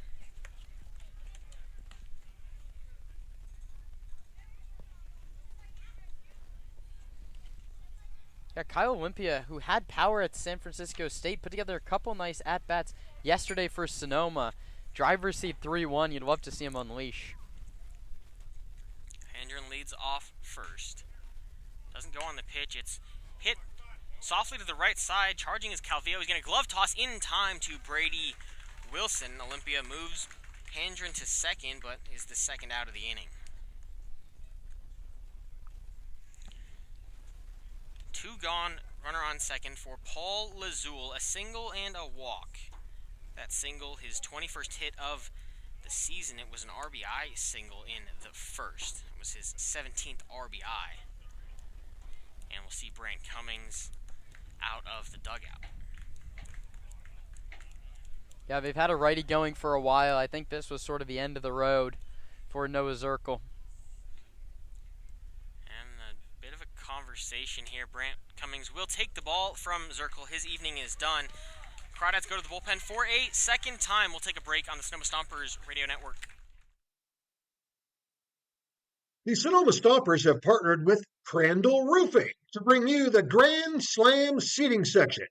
All grandstand seats are now sponsored by Crandall Roofing, the best roofers in the North Bay. Let your next roof be your last roof. Call Crandall Roofing, Diamond certified and proud partners with the Sonoma Stompers. Hey, Stomper fans, if you need tree service, call Arbor MD. Proper tree care is essential for ensuring the safety, health, and beauty of your trees. Arbor MD's tree knowledge and expertise protects your property and enhances its value while also contributing to environmental sustainability and long-term tree health. Call Arbor MD for all your tree care and landscape needs. Nana's estate-grown extra virgin olive oil is made from olives grown exclusively on the property of Vianza Winery. They were hand-harvested and pressed to create Nana's extra virgin olive oil. Go to shop.vianza.com to see why Nana's olive oil is the very best. United States Congressman Mike Thompson, representing California's 4th District, is a proud supporter of the Sonoma Stompers. The Sonoma Stompers invite you to dine at Verano Cafe. Longtime Sonoma natives Veronica Perez and Carlos Rubio listened to the community's yearning for wholesome food and responded by opening a cozy diner nestled conveniently at the crossroads of Highway 12 and Verano Avenue. At Verano Cafe, breakfast, lunch, and dinner are experiences crafted with love and local ingredients. From classic Eggs Benedict to flavorful chilaquiles, each dish is a symphony of taste. The Verano Cafe, part of the Jacobs Restaurant family, and proud sponsors of, you guessed it, the Sonoma Stompers. Paul Lazul will be the first Stomper to face Carson Timothy, the CCL North All-Star selection. A righty, 6'1", 190 out of Woodland, California. Plays his college ball at UC Santa Barbara. A 1.88 ERA in now his 8th appearance. 14 and a third, 18 strikeouts, 7 walks, 9 hits. He's seen the Stompers twice. First pitch to Lazul is high. Most recently, that was on July 11th. He went an inning, didn't allow a hit or a base runner, struck out 1. And back on June 28th, the Stompers got to him a pair of hits and earned run, as well as a walk. Lazul swings and misses on an off-speed in the dirt, 1-1 the count. He also faced the Stompers back on June 24th. He went 2 and a third, got the win in that game, just 1 hit over 7 outs. He struck out 3 Stompers. Yeah, they go to their all-star best reliever here, down 6-1. Brant Cummings wants this one badly. Lazul hits a high foul ball over the Stomper dugout. That's third base.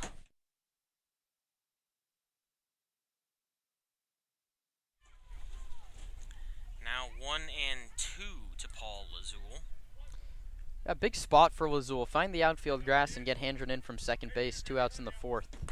Pitch misses outside. Handren leads off second base. He singled against Zirkle. 6-1 Stompers here in the top of the 4th. 2 gone. Pitch to Paul Lazul misses high. Now full count to Paul Lazul.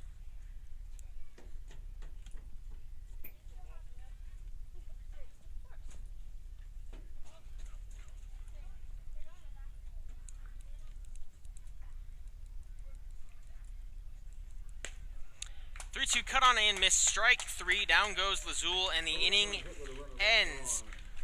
No runs on 1 hit, 1 left on for the Stompers in the 4th. We'll head to the bottom half here in Walnut Creek. The Sonoma Stompers are tail wagging happy to have partnered with Pets Lifeline. Pets Lifeline offers several programs for pet owners in Sonoma, from dog training classes to spay-neuter and microchipping. Pets Lifeline also has a trap, neuter, and return feral cat program, as well as resources to help with rehoming a pet. Pets Lifeline is here to support pet owners in keeping their pets healthy and happy.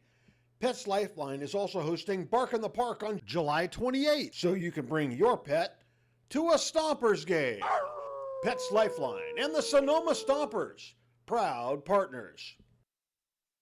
The Sonoma Stompers are proud to have teamed up with Park Point Health Clubs this season. Let Park Point's innovative fitness and lifestyle programs improve your quality of life through our Focus 3030 nutrition and training program. Or take Pilates classes, learn kickboxing, get back on the bench with our weight training program. We have personal trainers and, check this out, we even have childcare to help you create the time to become the best you can be. Park Point Health Clubs are located in Santa Rosa, Healdsburg, and right here in Sonoma. Park Point Health Clubs and the Sonoma Stompers, proud partners.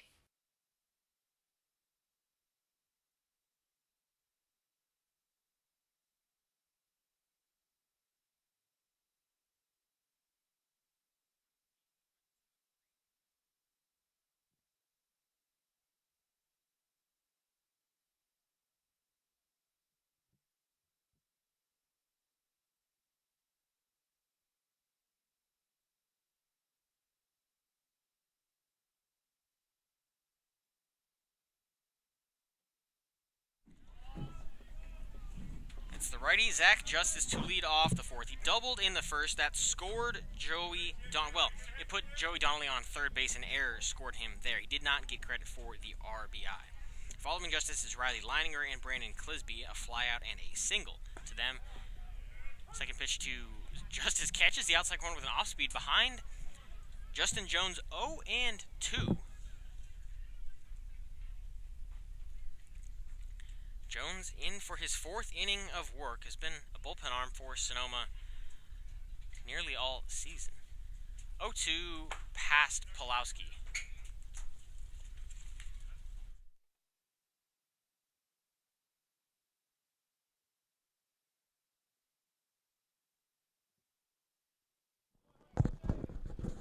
It's 1-2 to Zach Justice. Here in the bottom of the fourth, Stompers lead it 6-1. It's nearing 5:30 here in Walnut Creek. Pitch misses inside. Nice off speed there from Justin Jones.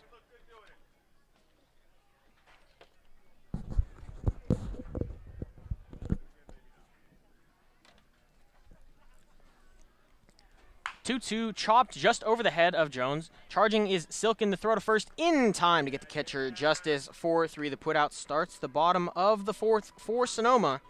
And it brings up Riley Leininger with nobody on.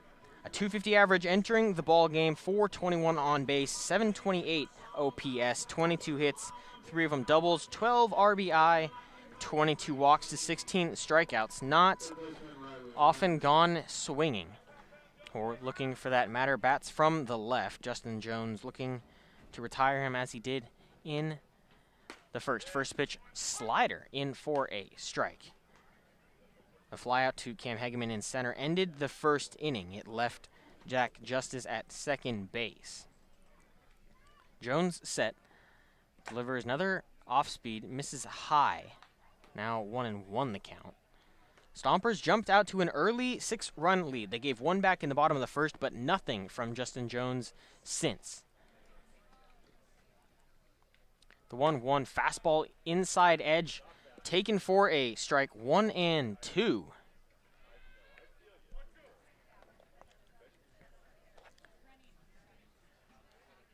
Stompers slowly gaining more control of their own destiny. The San Luis Obispo Blues fall to the Menlo Park Legends. Pitch misses low, 2-2. Now the Stompers a half game lead. If results hold here, a full game lead on the Blues with 4 CCL contests to play. That's 2 against the San Francisco Seagulls, 1 on the road, 1 at Arnold Field, and 2 against the Philippines, those Saturday and Sunday next weekend, both at Arnold Field. A real chance for the Stompers to secure the North regular season title. 2-2 hit high, hard, but foul. Paul Azul chases it down the right field line, but it falls out of play.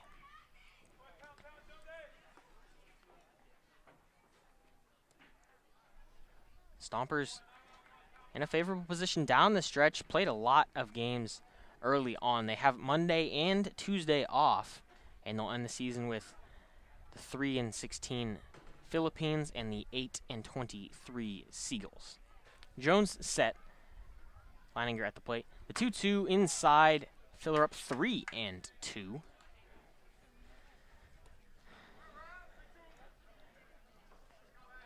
Leininger places college ball at Oklahoma. Sooner 3-2 foul down the left field line.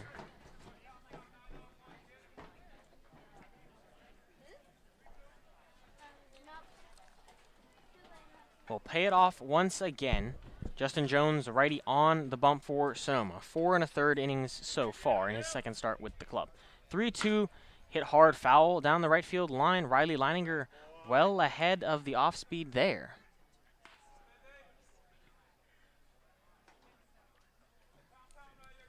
Stompers lead the Crawdads 6-1 here in the bottom of the fourth.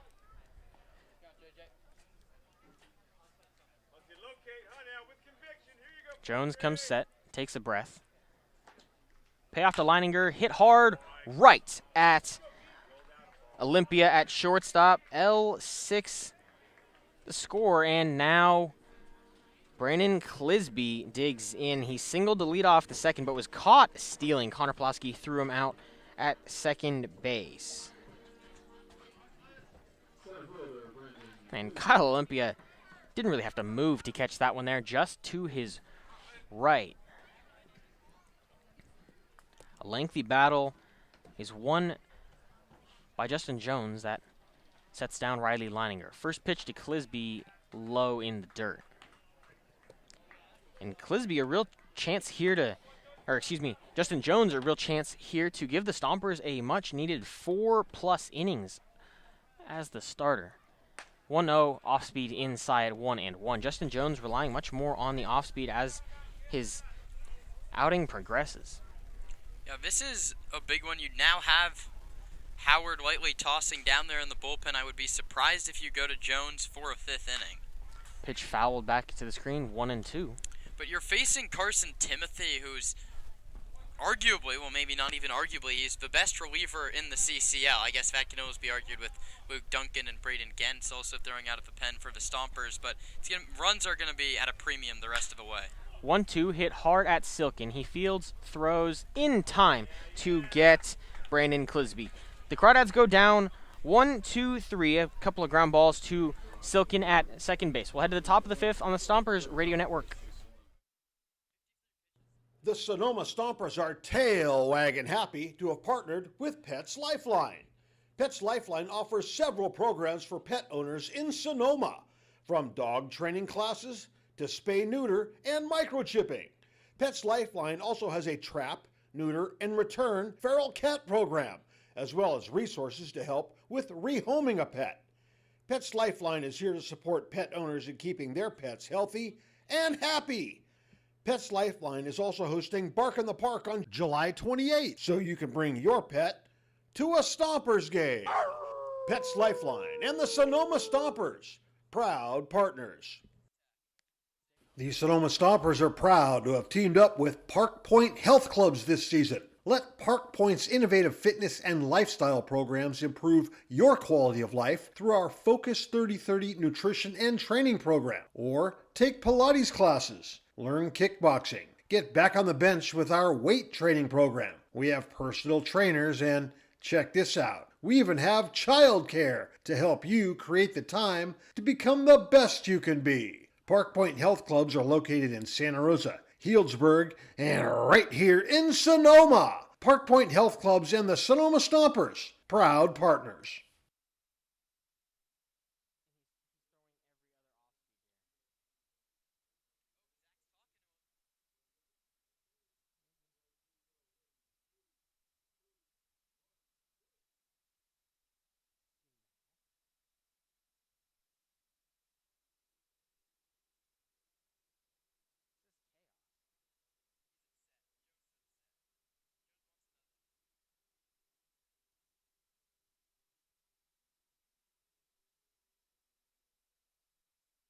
Local expertise worldwide. Sotheby's International Realty is well known for their exceptional real estate agents that distinguish themselves in communities all over the world. To learn more about real estate in Napa, Sonoma, San Francisco, and the rest of the Bay Area, or around the globe, contact Sotheby's International Realty Wine Country Brokerage at 707-935-2288. That's 707-935-2288. Sotheby's International Realty.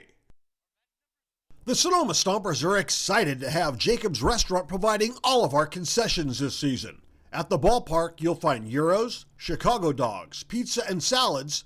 But in their restaurant, you'll find an outstanding menu featuring the best Mediterranean-style offerings in town. Seafood linguine, chicken piccata, ravioli, risotto, pizza, and so much more. Don't forget to try their desserts. Jacob's Restaurant is located on 1266 Broadway, right next to Traintown. Jacob's Restaurant and the Sonoma Stompers, proud partners.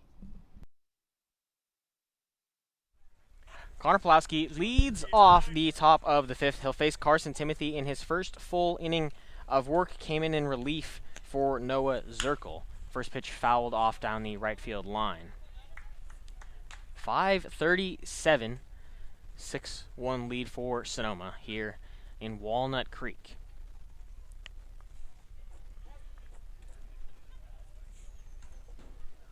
From the wind, Timothy blows one by Pulowski, now 0-2.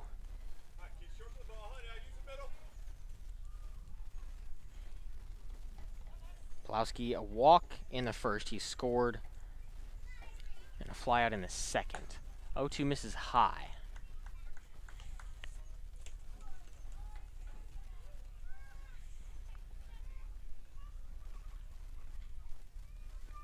1-2 to Pulowski, chopped over the head of Timothy, fielded by Calvillo. The throw in time, 4-3. The put out, 1 up, 1 down in the 5th.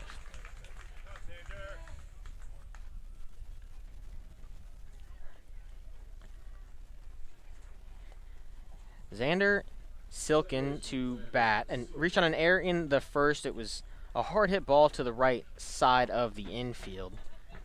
It was ruled an error, was put out on the fielder's choice off the bat of Gabriel Tapia, and he grounded out to the third baseman Leininger in the 2nd. First pitch misses the zone, 1-0.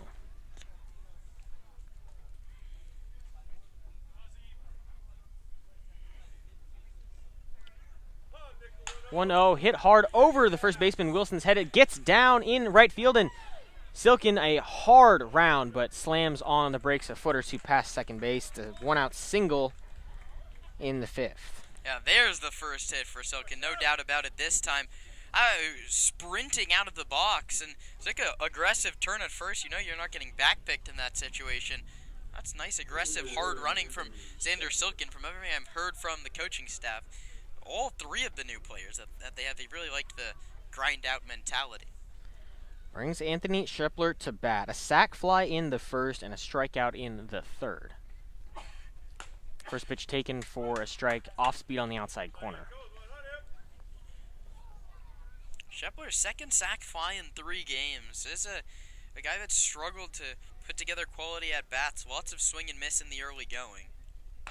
Second pitch to Schepler, same exact thing, off speed in the same spot, now 0-2. But a lot better of late. He's had that grand slam on the 4th of July. That was an out-of-league contest, but even if the results aren't coming for Schepler, the at-bats look a whole lot better. Timothy to check back on Silkin at first.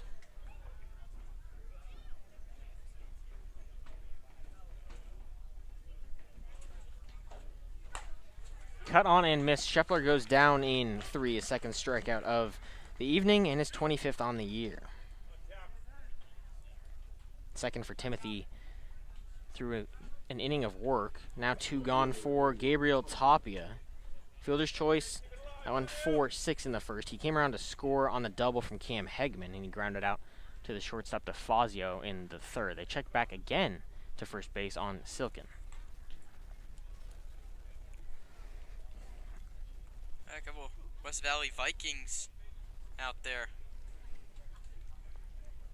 A bluff steal off first, a swing and a miss from Gabriel Tapia. Yeah, Tapia, who played last year at Sonoma State from West Valley, and then Silkin trying to move away from the Vikings after his 2 seasons there. Okay, 0-1 misses off the outside edge, 1-1. They check back again at Silkin, no tag needed. Xander stole just 2 bases last season for the Vikings. I'm not sure if he's running in a spot like this. Chomper's already 0 for 1 on the bases today. They check again. The bluff steal on the pitch to Schepler really must have gotten in Timothy's head. 1-1 to Tapia, misses high. Gotta keep lengthening out these at-bats as long as you can. Drive Timothy's pitch count up. Timothy set, delivers home, cut on and miss. Nice curveball on the outside edge, gets an early swing from Tapia. And while the Crawdads do have an off day tomorrow, it goes into a week for them where they have 6 games, 4 of them against the Alameda Merchants. So try and do yourself a favor and get deep into this bullpen as much as you can. 1-2 cut on and miss by Tapia. Strike 3. 2 strikeouts in the inning. That ends it, leaves a runner on first base. We'll head to the 6th inning from Walnut Creek. It's Sonoma Stompers baseball on the Sonoma Stompers Radio Network. Local expertise worldwide. Sotheby's International Realty is well known for their exceptional real estate agents that distinguish themselves in communities all over the world.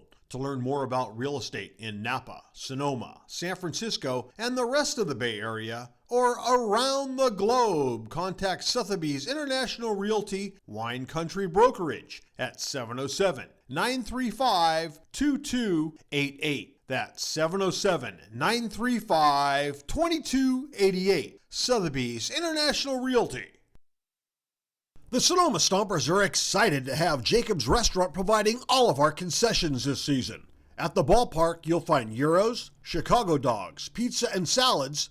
But in their restaurant, you'll find an outstanding menu featuring the best Mediterranean-style offerings in town. Seafood linguine, chicken piccata, ravioli, risotto, pizza, and so much more. Don't forget to try their desserts. Jacob's Restaurant is located on 1266 Broadway, right next to Traintown. Jacob's Restaurant and the Sonoma Stompers, proud partners.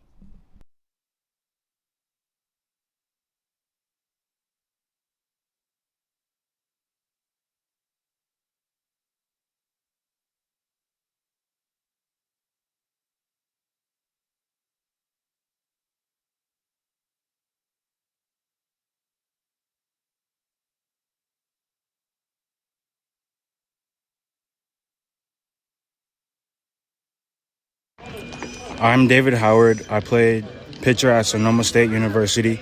You're listening to Sonoma Stompers Radio Network.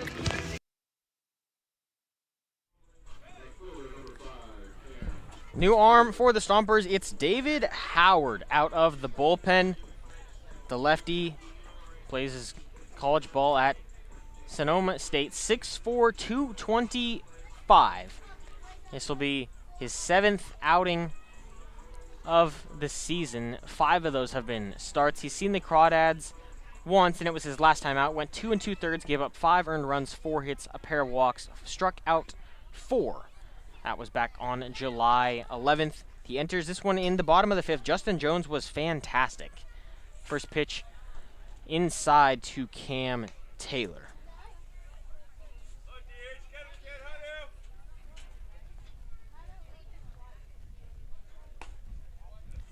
Second pitch misses the zone again, 2-0. What we're getting from the official score is that the error that's on the board right now will be taken off the board, and it will be an RBI double for Zach Justice. That was all the way back in the first inning. Counts 2-1 to Taylor. And it hits Cameron Taylor. First hit by pitch for the Stompers. Leadoff runners aboard in the 5th, and that's an interesting scoring there because the area that's on the board right now was an overthrown cut man that just rolled through the middle of the infield and allowed Joey Donnelly to score from third base after he was given a stop sign by Brant Cummings.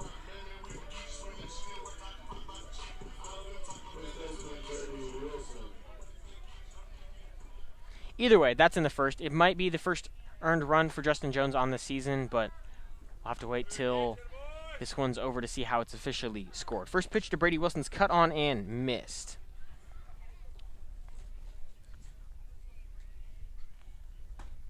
(0-1) is received in for a strike 0-2. For David Howard on the year, it's a 3.68 ERA, 22 innings pitched, 24 strikeouts, 10 walks, 16 hits. He picks back to first base, but back in time is Cam Taylor. Howard, it's a lot of fastball and changeup. That changeup coming in around 70 miles an hour. 0-2, cut on and missed, strike 3. Down goes Brady Wilson, his second strikeout in as many at-bats. For his last 21. And tough sledding for Wilson. Nico DeFazio to bat now. He struck out in the 3rd. Bats from the right, a .323 average entering the ball game. The strikeout in the 3rd was his 5th on this season. First pitch fouled on the ground down the third base line. 10 hits for DeFazio on the year. He reached base 4 times from the 9 spot yesterday. His OPS entering this game is .776, not your typical 9-hole. This one from Howard misses outside.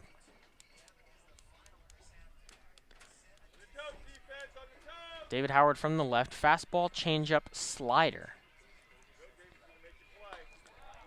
Throws one Fastball on the outside edge called for a strike now, 1-2.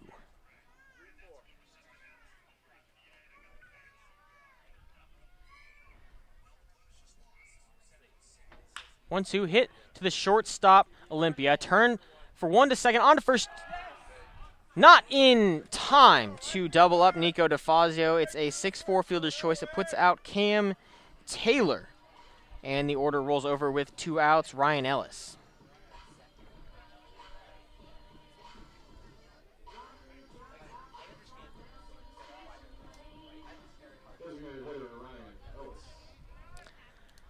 Ellis bats from the left, 0 for 2, a strikeout that led off the bottom of the first, and a flyout in the third.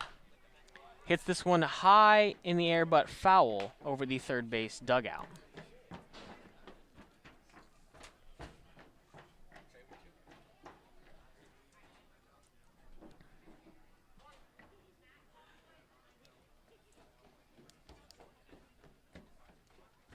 Howard set, picks back to first, but back in time is DeFazio.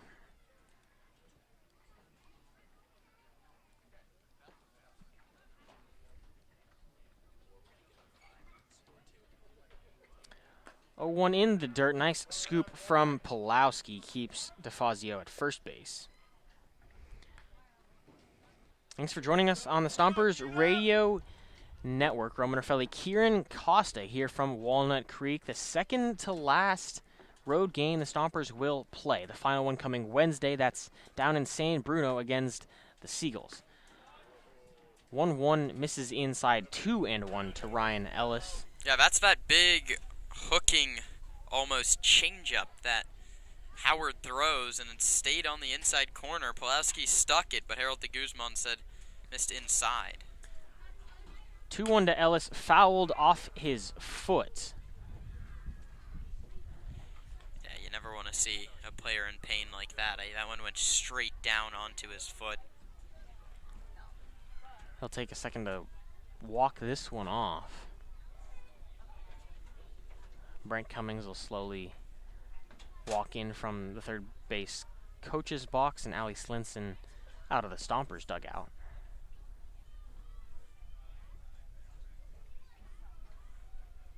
Ellis waved him off, right? Yeah, waved off Cummings and Slinson. Get back in the box gingerly. Yeah, if he hits a ground ball, I don't know how quickly he's going to be moving up that line. And it sounded like he almost broke his bat on that last one as well. 2 outs in the bottom of the fifth. 2-2 count. The pitch to Ellis misses low. Now payoff pitch for Ryan Ellis. Runner on first, that's Nico DeFazio, reached on the fielder's choice that put out Cam Taylor, who was hit by a pitch. The 3-2 from Howard misses outside, ball 4. Close pitch. Stomper dugout really liked it, but home plate umpire did not. So a pair of free passes put 2 on with 2 outs for Cam Calvillo, and David Howard already surpassing Justin Jones in the free pass category. Jones went 4 innings, gave up 3 hits, 1 run. We don't know if it's earned or not. He walked 1, didn't hit any, and struck out 4. It was a great outing to start the Stompers off here. They're out to a 6-1 lead here in the 5th. First pitch hit hard at Paul Azul, who dives, gloves it. The toss to Howard. The race to the bag in time to get Cam Calvillo. The putout goes 3-1, and the Stompers escape 2 on and 2 outs. We'll head to the 6th inning here from Walnut Creek on the Sonoma Stompers Radio Network.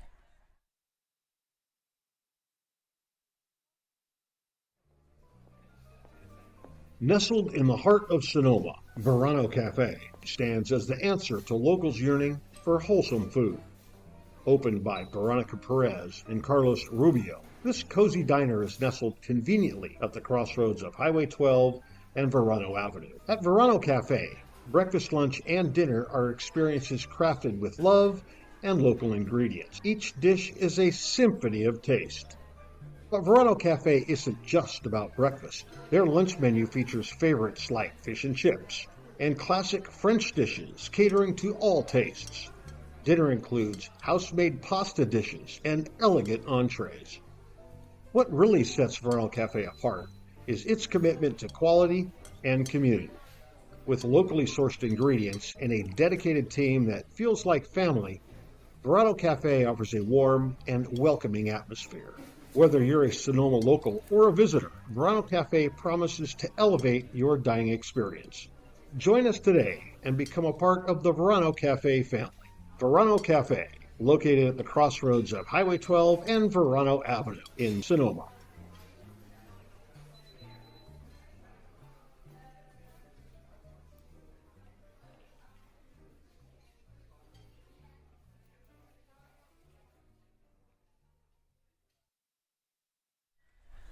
The bottom of the order due up 9-1-2 for the Stompers. Hegeman leads it off, a double and a single.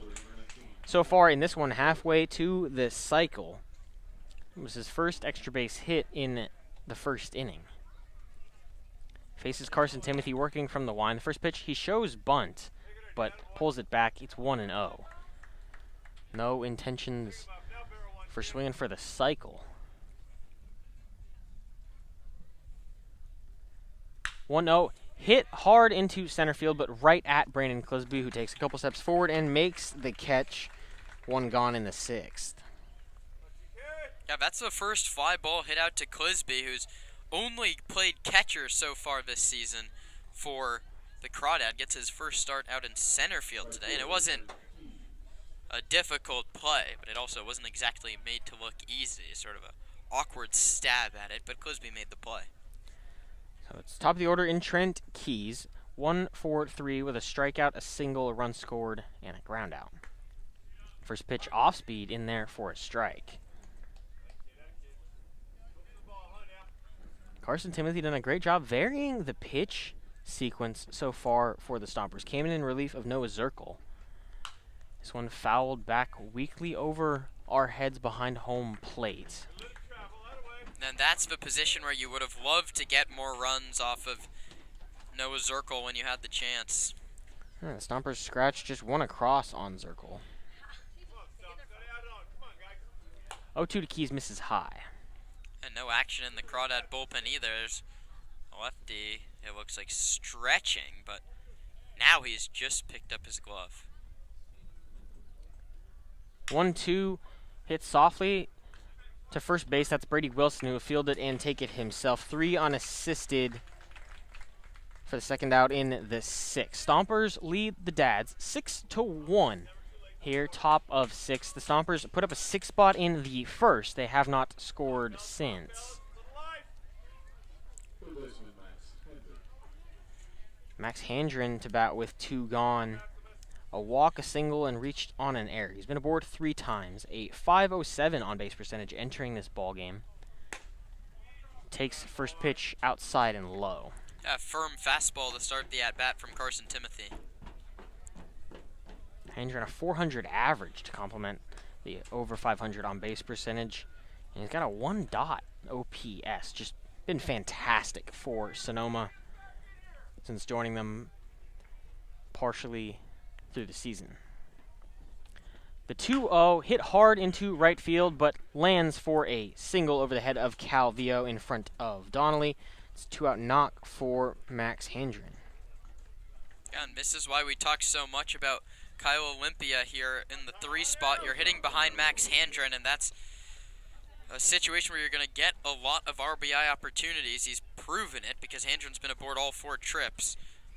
Olympia, though, yet to really produce. And he was hit by a pitch. On the first pitch he saw in the first inning, he struck out in the second and grounded out in the fourth. First pitch here, off speed, in for a strike.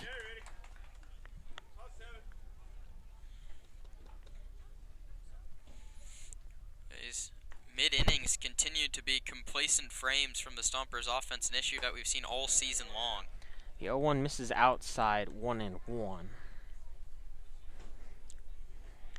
You have a 5-run lead. At least it's not complacent innings when you're trailing, but you want to make this 6, 7, and 8-run cushion. 1-1 fouled back now, 1-2. Olympia shoots it straight back just under that ball.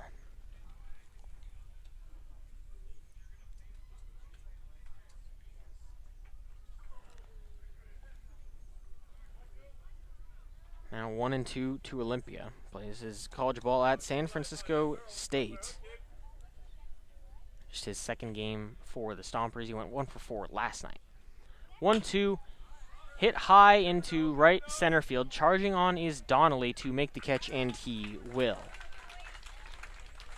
The flyout leaves a hit aboard for the Stompers in the 6th. We'll head to the bottom half. Stompers lead the Crawdads 6-1 on the Sonoma Stompers Radio Network.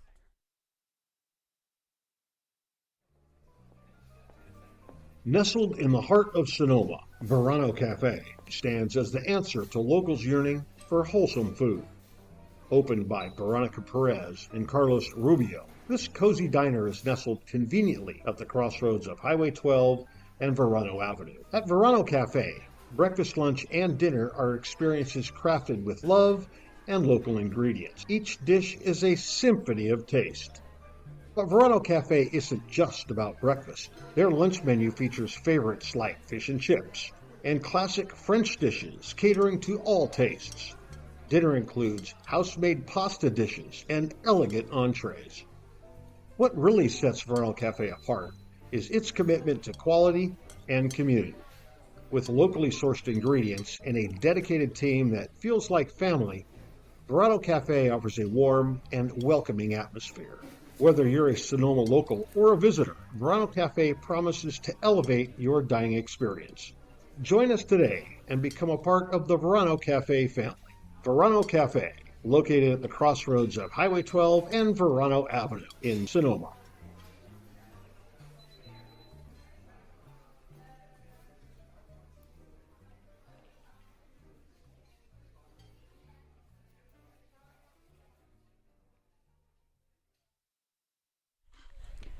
It's Joey Donnelly to lead off the bottom of the 6th for the Crawdads. They trail the Stompers by 5. They've put just 3 hits on the board. 2 of those came in the first inning, and the other was to lead off the 2nd. 3 hitless frames since then. David Howard starts his 2nd inning of work. He walked 1 and hit 1 back in the 5th, but didn't allow 1 to score. First pitch to Donnelly is hit hard, foul down the right field line very early there. This is a big inning for Howard's 2nd inning of work. We talk about how the stuff isn't that overpowering, especially that fastball is not blowing by you. It's all about the command here for Howard, and he has a couple lefties here in the middle of the lineup. He goes off speed 0-1. Donnelly seemed shocked at the call there. It caught the outside corner, now 0-2. Howard pitching ahead of the .392 hitter with a hit and a strikeout today. 0-2 hits him there, not the way to end that at bat. 2nd inning, he started with a hit by pitch, a hit in the count. Those never end well.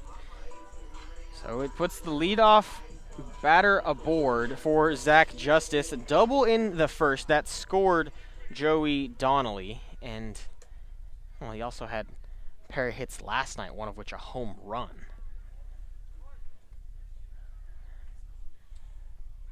Howard from the stretch. First pitch to Justice, hit hard into center field. Hegeman ranges to his left and makes the grab, 1 gone in the 6th. Nice piece of contact was allowed off the bat of Justice, and Hegeman had to end up coming into that, get that ball. The flag in center sort of just whipping around. I can't really tell which way one's going, but that one definitely was caught in by the wind. Yeah, seems to be blowing slightly towards home plate, maybe a little bit down or towards first base. Riley Leininger digs in from the left. First pitch from Howard catches the zone. Nice changeup low and out. Yeah, Howard, a guy that can induce ground balls. That slow changeup, you have people flummox, and he almost turned a pair last inning. He'd love to do that here. The 0-1 is popped up on the infield. Xander Silkin is called off by Kyle Olympia, who makes the grab quickly. 2 gone after the leadoff batter hit by a pitch.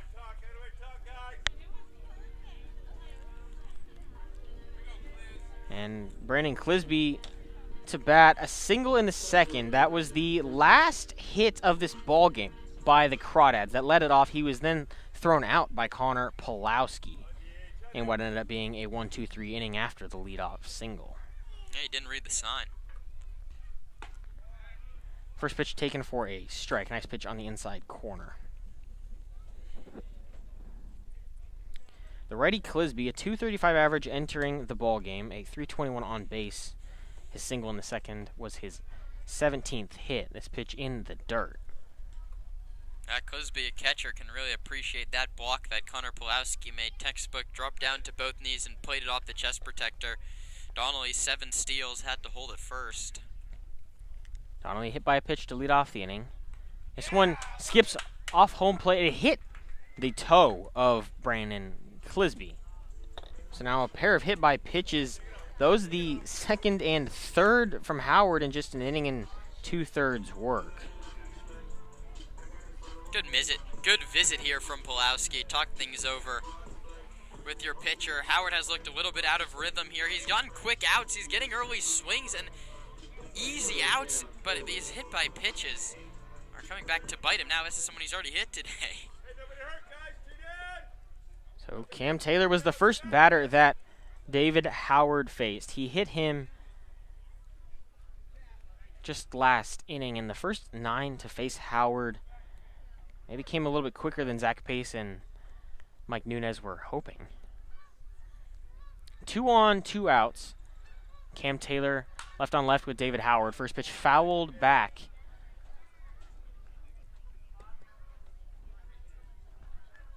Taylor plays college ball at Eastern Kentucky out in the Atlantic Sun Conference. Now this is back to Pulowski behind the plate and Taylor in the box, but our research proved they never shared the field in an ASUN game. The catcher from Bellarmine. 0-1 hit hard through the right side of the infield. That's a single. Trent Keys charging. Throws it into Lazul, but no play at the plate. It gets through to Pulowski. Runners advance to second and third. One scores. It's a 2-out RBI double for Cam Taylor. It scores Joey Donnelly. Crawdads get one back, 6-2 in the 6th.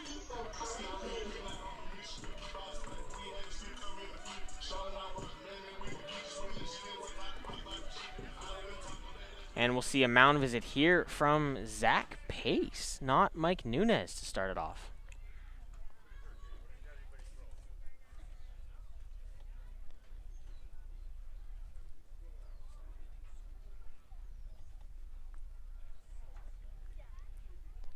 And Mike Nunez not with the club this afternoon, so Zach Pace managing the pitching. Yeah, a single for Cam Taylor, 17th hit of the season. And then that throw from Keys, if Lazul cut it off correctly, I think they had Taylor hung up if they could have executed that play out to second base. Yeah, the throw landed to the right of Lazul, right at his feet. A tough play to pick it. So David Howard will stay in the ball game. Mound visit is dismissed, and Brady Wilson, who struck out twice today and is on an 0-for-21 stretch, is at the plate. Probably the ideal batter here for David Howard. 2 on, 2 out, 1 already in for the Crawdads in the 6th. First pitch waved at by Wilson. He was well ahead of the changeup.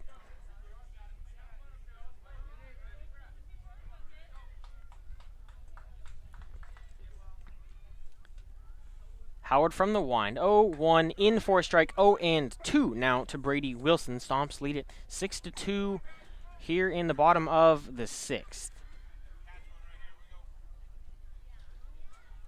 Howard gets the sign from Pulowski.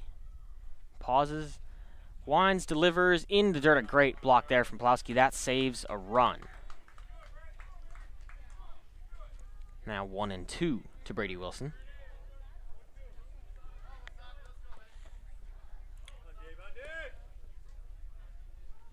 Howard shakes, gets the sign.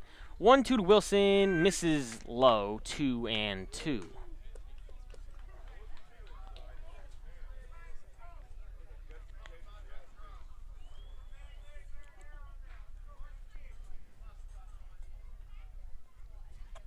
Two from Howard.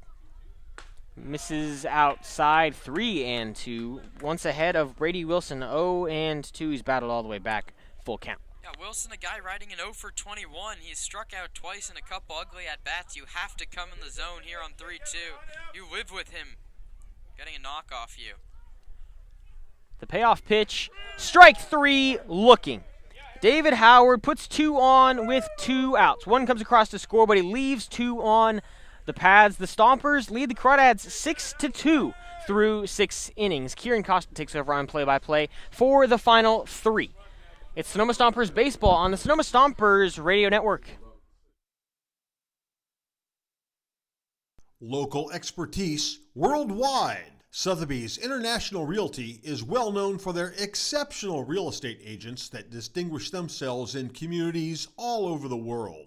To learn more about real estate in Napa, Sonoma, San Francisco, and the rest of the Bay Area, or around the globe, contact Sotheby's International Realty Wine Country Brokerage at 707-935-2288. That's 707-935-2288. Sotheby's International Realty. The Sonoma Stompers are excited to have Jacob's Restaurant providing all of our concessions this season. At the ballpark, you'll find gyros, Chicago dogs, pizza, and salads. But in their restaurant, you'll find an outstanding menu featuring the best Mediterranean-style offerings in town. Seafood linguine, chicken piccata, ravioli, risotto, pizza, and so much more. Don't forget to try their desserts. Jacob's Restaurant is located on 1266 Broadway, right next to Traintown. Jacob's Restaurant and the Sonoma Stompers, proud partners.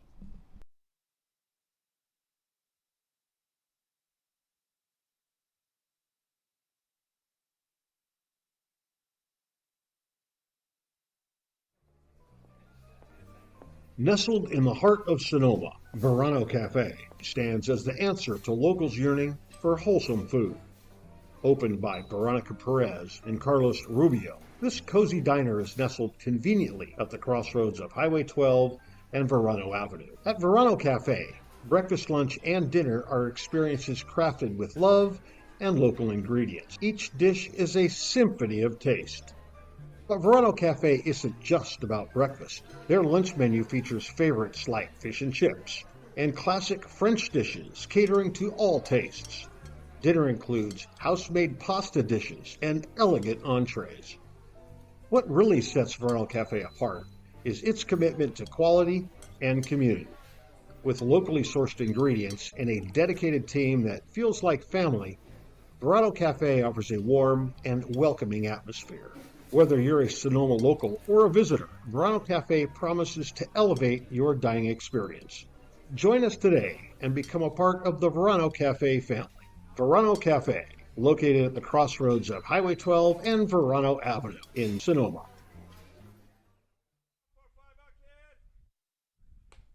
Paul Wazul leads off the from the top of inning number 7. 6-2 Stompers, and it's a new arm, Max Cohen, the lefty out of Alameda, California.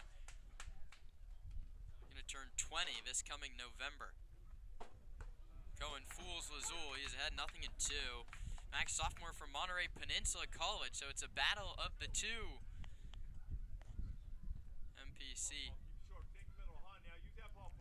going at it. Cohen comes home and Lazul takes low and outside. He's making his 12th appearance, a 6.11 ERA over 17 and 2/3 innings. 12 strikeouts to 4 walks, so he doesn't get a lot of strikeouts, but he doesn't give up a lot of walks either.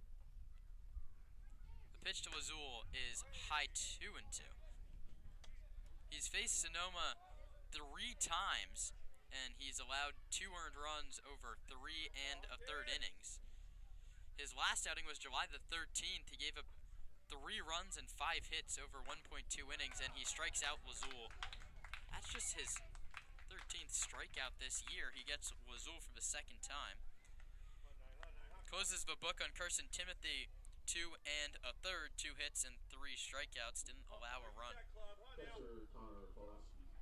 First K here for Cohen, who's struggled of late, giving up an earned run in 3 of his last 4 appearances, dating back to June 28th.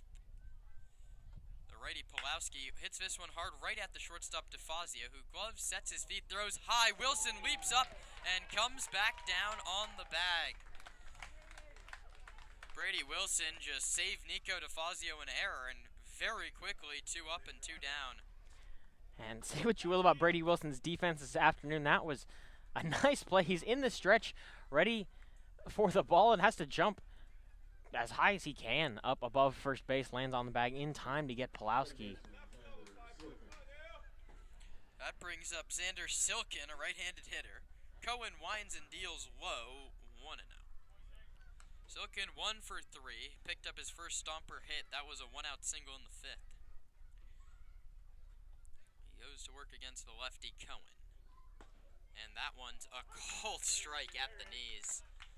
It's a breaking ball from Cohen. Stompers lead at 6-2. They haven't scored since the first inning. We play here in the top of the 7th. The pitch to Silkin, outside 2-1. 6 in the first for Sonoma. Lone runs in the first and the 6th for Walnut Creek. But the Dads have a formidable back end of the bullpen. This one's a swinging bunt. Cohen fields and throws out Silkin. A very nice play from the pitcher Cohen.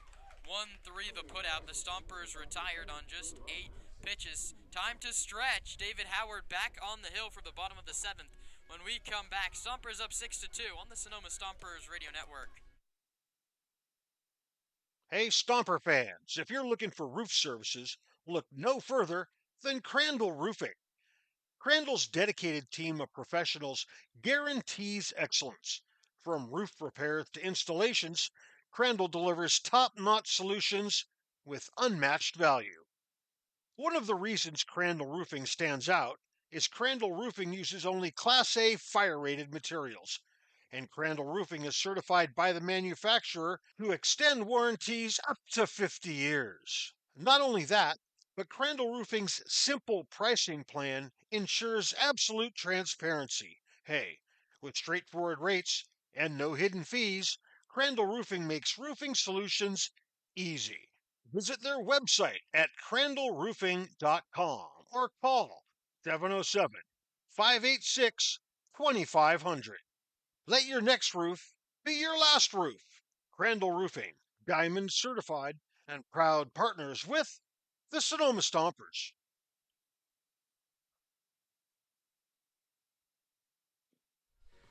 Bottom of the 7th inning, David Howard will get a second inning of work against a third inning of work now, beg your pardon, against the Walnut Creek Crawdads. It'll be Nico DeFazio, then back to the top of the order in Ryan Ellis and Cam Calvillo. DeFazio 0 for 2 on the day. He's coming off a series where he reached 6 times. He takes up and outside. DeFazio on his way to Houston Christian this coming fall. Howard, a lefty, delivers. DeFazio, a lefty, bounces it over Brant Cummings in the third base coaching box. Both Quinn Medin and Ben Sebastiani have taken warm-up swings back behind the Stomper dugout here at Monte Vista. 1-1 is popped up back behind the plate coming up over our heads, and the count's 1-2. Sebastiani and Medin both right-handed hitters. Zach Pace now with bench bats at his disposal, ready to mix and match the righty-lefty matchups with Cohen on the mound and another lefty throwing in the bullpen. DeFazio pulls it hard and foul once more. We'll do it again from 1-2. 6-2 Stompers, bottom 7. Justin Jones went 4 innings of one-run ball. David Howard now working in his third, and he just misses with that big changeup. The count's 2-2.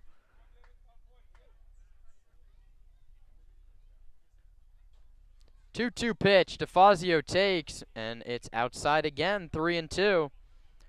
The leadoff man aboard the last 2 innings against Howard, both of them via hit by pitch. DeFazio faces a payoff, and Howard delivers. It's popped up out of play.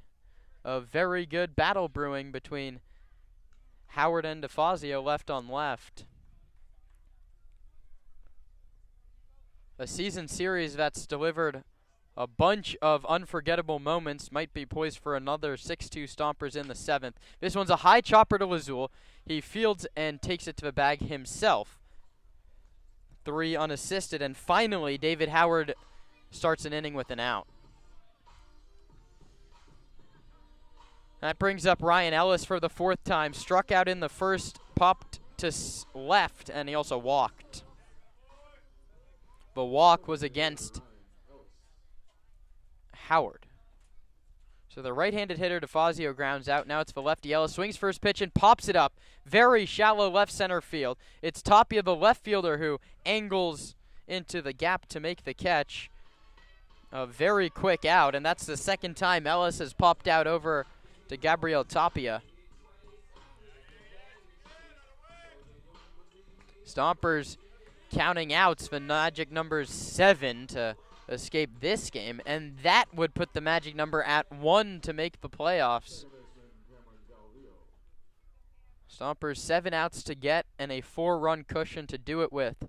Braden Gens, their all-star closer, available and ready to throw today. First pitch changeup in there, called strike to Cameron Calvillo. Cameron, a 2024 All-CCL North selection, entered play just 262 in 2025. It's a slow ground ball to third. Handren fields and throws on the run. Lazul, swipe, tag, he got him. Paul Lazul flashing the leather on a Sunday afternoon in Danville.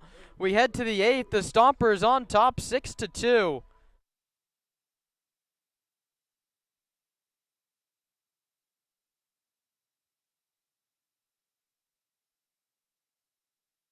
The Sonoma Stompers are grateful to have Bank of Marin as a returning sponsor. Bank of Marin's philosophy is banking built on trust and relationships.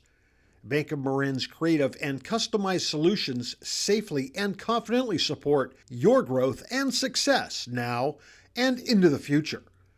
Whether you're a sole proprietor forging ahead with your first company or the CEO of a well-established corporation, Bank of Marin's local bankers will work side by side with you to help you reach your financial goals. Bank of Marin, the official financial institution of the Sonoma Stompers.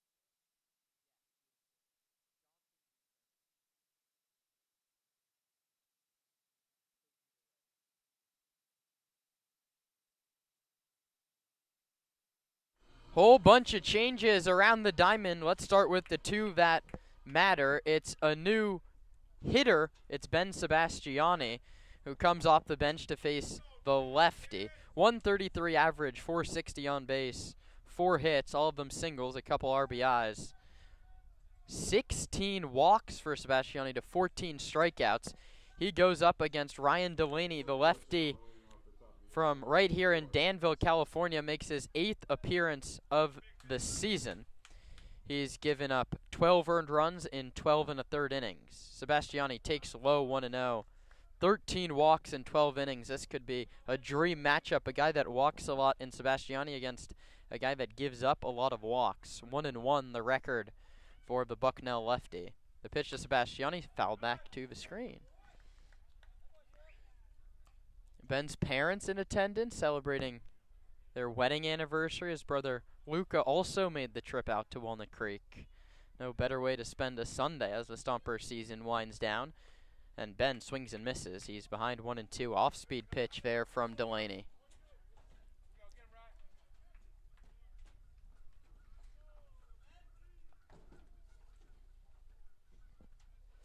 The pitch. Sebastiani takes outside. Good take, 2-2. There's a couple defensive changes. Joey Donnelly moves from right field. He takes over at first base. Trey Johnson in center, and Clisby moves from center to right. That means the day is done for Brady Wilson. That one is low. The count's now full, 3-2. A day to forget for Brady. 3 strikeouts and a couple miscues in his debut at first base. What did Ron Washington teach us in Moneyball? It's easy to play first base, right? It's incredibly difficult, and that's what Brady Wilson learned today.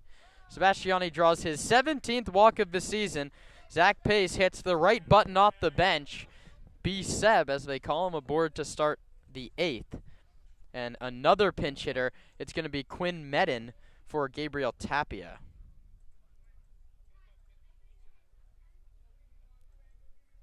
Medin came off the bench yesterday and walked. Quinn from University of Colorado, Colorado Springs campus. From Santa Rosa, moved up to UCCS after a year at SRJC. Squares to bunt, pops it up, back to the pitcher. His throw back to first base, got him, double play.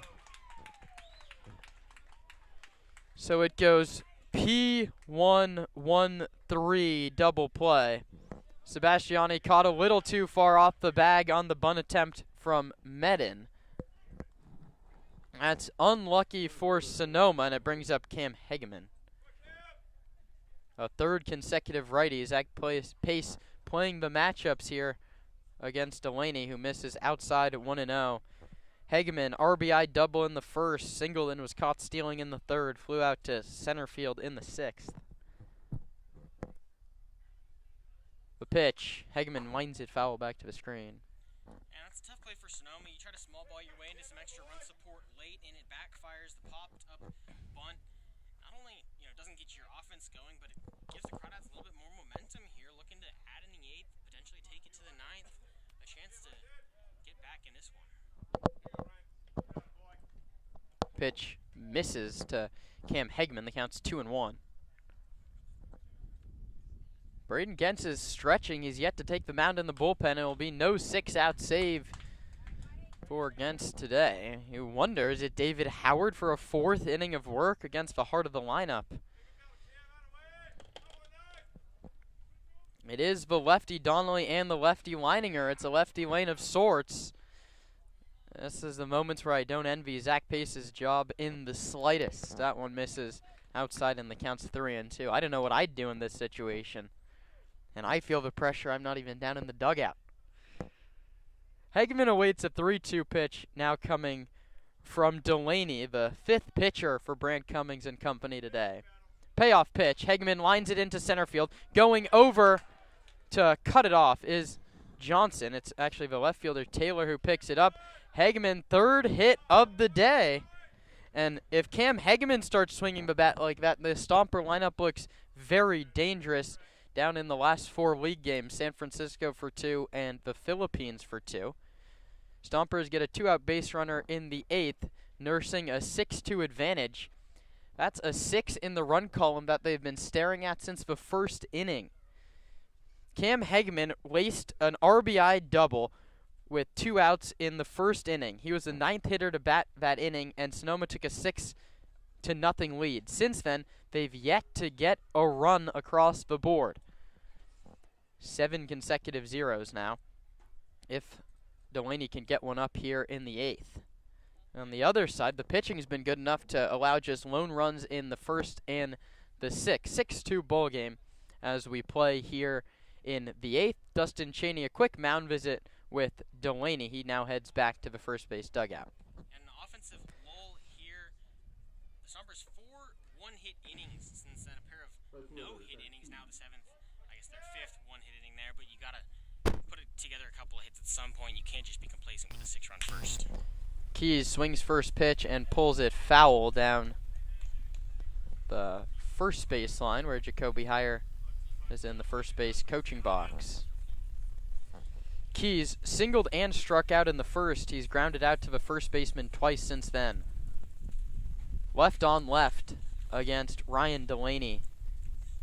Keys pops it up, foul out of play. He'll have to do it from behind, 0-2. You'd like to extend this inning for the Stompers' active RBI leader, Max Handren. Handren's been aboard 4 different times.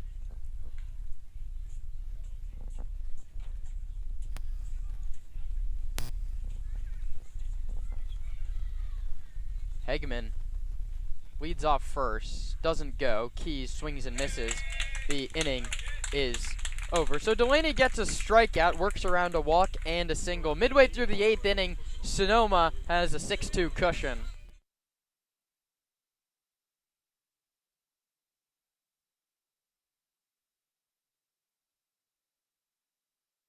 At Ritchie Vineyards, we feel that wine and baseball are the perfect pairing, and we are proud supporters of our Sonoma Stompers. Our family-run vineyard has been farming and growing grapes and carneros for over 40 years. We encourage you to witness our wine journey and check out our selection of boutique offerings at ritchievineyards.com. The Stompers are proud to have Adams Chiropractic as our official chiropractor. Keeping our players healthy and in the lineup is our #1 priority. And Adams Chiropractic is right there every step of the way, thanks to Dr. Lawrence Adams.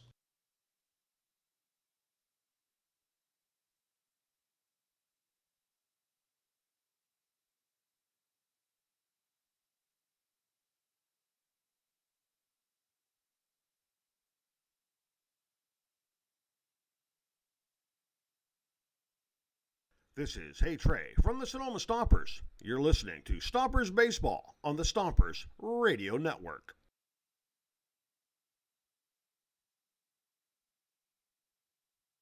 David Howard is back to work here as we play into the bottom of inning number 8 in Danville. The Stompers and the Crawdads finish out their season series. The Crawdads have already secured the victory in the season series. They've taken 5 of the first 8, but the Stompers with the 6-2 lead are well on their way to evening it up and controlling their own destiny, not to make the playoffs, but to win the North, Roman. Howard comes home. First pitch in there for a called strike. This is his 4th inning of work. Almost a pair of starters, really. You start Justin Jones, he gives you a great outing there, and then Howard back in, who's been starting frequently for the Stompers, but a great pitch there to Donnelly to get ahead. Howard ahead, 0-2. That's on Joey Donnelly, on base twice today. He bounces this one towards second. Ranging over is Silken, and he hustles a throw to first in time to get him. Now we have to look at, there must have been a couple defensive changes.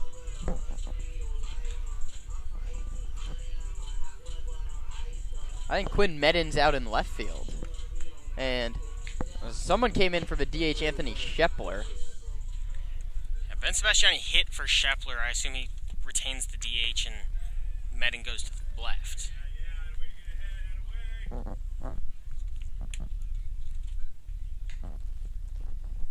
Howard quickly in front of Justice, but he misses outside, 1-1. Donnelly retired for just the 2nd time today. It's Quinn Medin in left field, and he'll be tested. He ranges over and makes the catch, crouching down. How about immediately tested Quinn Medin, passes nicely. Hard hit baseball, Zach Justice, 2 down. I got to look into the sun a little bit. That ball hit hard at him, slightly to his right, makes a nice read, gets under that one.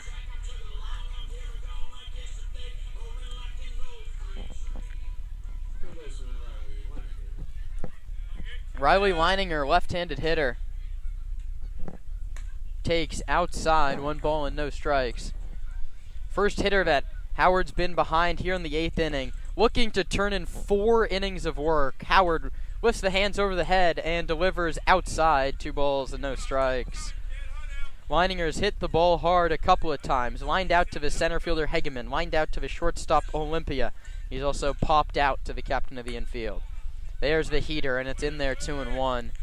And Leininger, a guy with 22 walks and 16 strikeouts. He's not going to swing and miss much at Howard here. Going to need to go in the zone. Dusk falling and the Canada Goose migration ripping across the ball field here at Monte Vista High School as that one misses, 3-1. Lots of aerial activity with the tall left-hander Howard on the hill. 3-1 pitch. Leininger crushes this one to right. Chasing over his keys in the alley. He is on the track and he reaches up and makes the catch. Riley Leininger gives it a ride, but Trent Keys is on the end of it. 4 innings of 1-run ball for David Howard. Zach Pace couldn't ask for much more out of the first reliever that he's turned to today. The Stompers lead at 6-2 with the 9th inning next on the Sonoma Stompers Radio Network.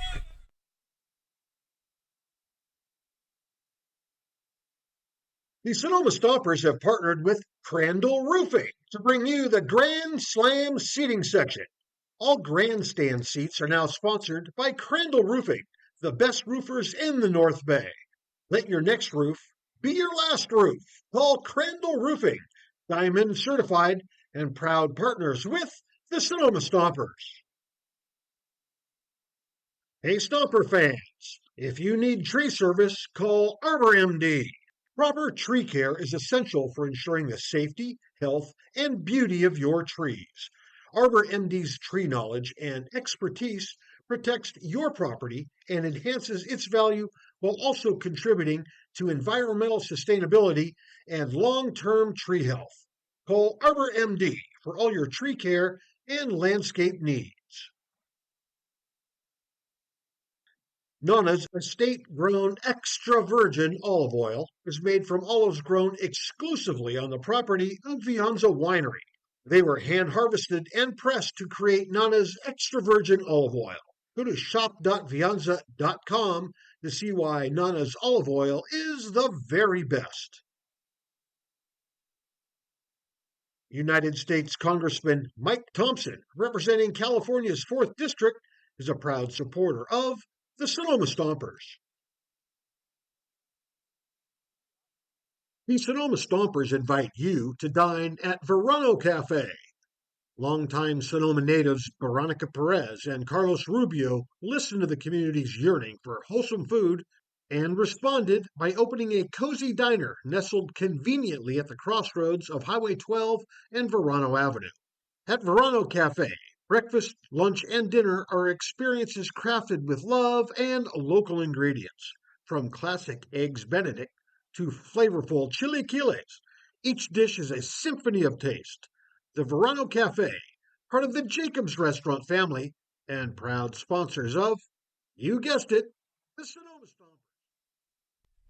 Max Handren will come on to hit against Cam Krogan, another new arm, the 6th pitcher that's taken the hill for Walnut Creek, and the 6'4", 210 righty from here in Danville misses with his first pitch low.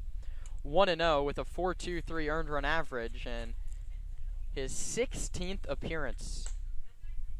He misses again, 2-0, Pepperdine last season for Krogan. 17 innings pitched, 12 strikeouts, 10 walks, 2 saves on the season.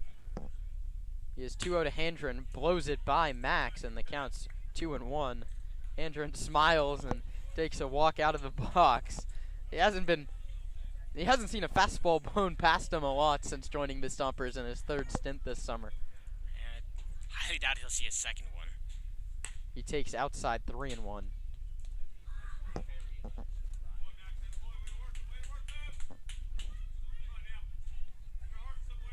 6-2 Stompers in the 9th.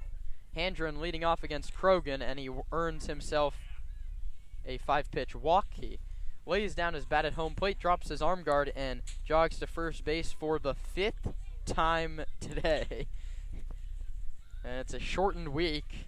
Stomper of the Week honors won't be easy to give out. I think Cam Hegeman really has a shot at it with the 3 a day. That, I guess, only brings him up to 3 for 14 on the week. That's not good enough for that award. Paul Lazul struggled yesterday, only had 1 hit today.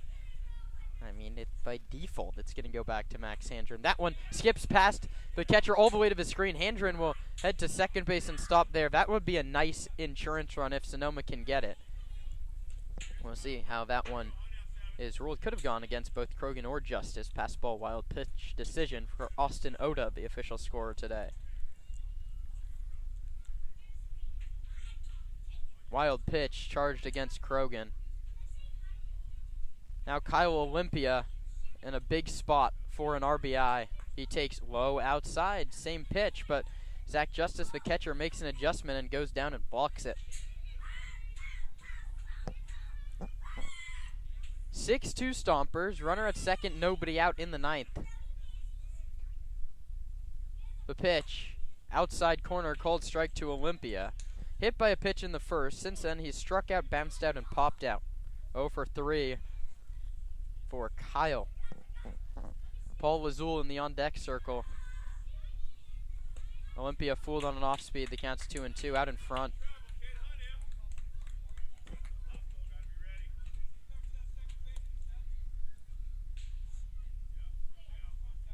Second baseman Calvillo shaded way over towards second base, almost holding Handren close. Max extends his lead, and Olympia grounds it back up the middle, ranging over is DeFazio. He gloves it behind the bag. Snap throw to first base is in time. And Zach Pace is immediately out of the dugout. And he's going to ask the home plate umpire, Harold de Guzman, to talk it over with the first place umpire, Felix Zhang, who's going to call the umpires over for a meeting. And this should be Harold de Guzman's call, whether or not the first baseman held his foot on the bag. Here's the issue, was that the first baseman Donnelly was stretching his front foot down the right field line, so really nobody had an angle on it. It's a gut decision from Felix Zhang. It's a toss-up whether or not it's the right decision. For now, Handren's at third base, and Olympia is out. Olympia doesn't think so. He's holding firm at first base.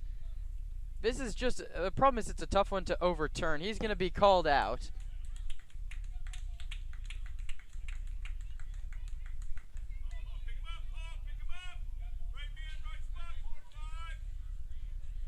And that pitch just says you had him on, right? And Harold de Guzman says yes. That one feels like the call on the field stands, not the call on the field is confirmed. Yeah, a tough situation there with Zhang over at second base. Lazul, a half swing, he's behind, 0-1.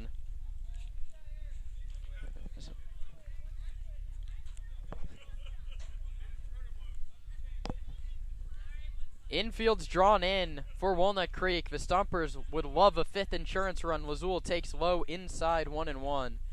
Handren at third base. He walked to lead off the inning, moved to second on a wild pitch, to third on the Olympia ground out to shortstop.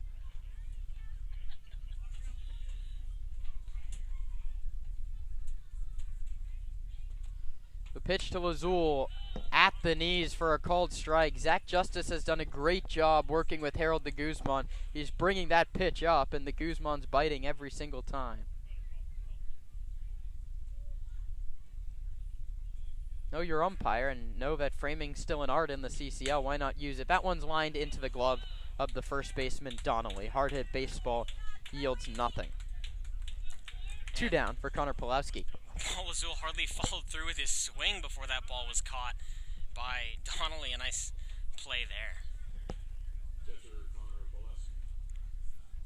And you wonder if Zach Pace goes defensive changes in the 9th. Is this the best defensive lineup he has out there? It's close. Maybe you move Keys to first base, put Kieran Baker in right. That's maybe the move I would make. That one's, well, that's going to kick past Handren, a late break. There's going to be a play at the plate. Justice doesn't hustle to pick it up, and the Stompers are gifted a run. Max Handren, a very late break, but Zach Justice too slow to go pick it up, and it's a Stomper special on the road this time, 7-2 Sonoma. Stompers went scoreless the 2nd through the 8th inning, but a pass ball here in the 9th has put them up 7-2. Ball died in the grass before it could get too far away from Justice, but I guess he thought it was further than it was. Handren had the late break, but they now checking on Justice. Yeah, it was gingerly chased back towards the screen. The ball died in the grass halfway before the backstop. There could have been a play at the plate. Handren very late breaking. Pulowski hits this one on one hop to DeFazio, slides to the backhand, gets up, throws to first, stretched by Donnelly. The inning is over. Couple nice plays by Nico DeFazio out at shortstop, but his offense has a whole lot of work to do. The Stompers send David Howard out for the 9th, nursing a 7-2 lead.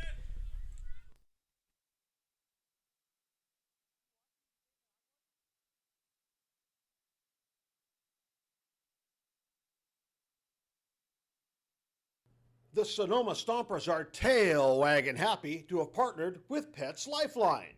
Pets Lifeline offers several programs for pet owners in Sonoma, from dog training classes to spay-neuter and microchipping.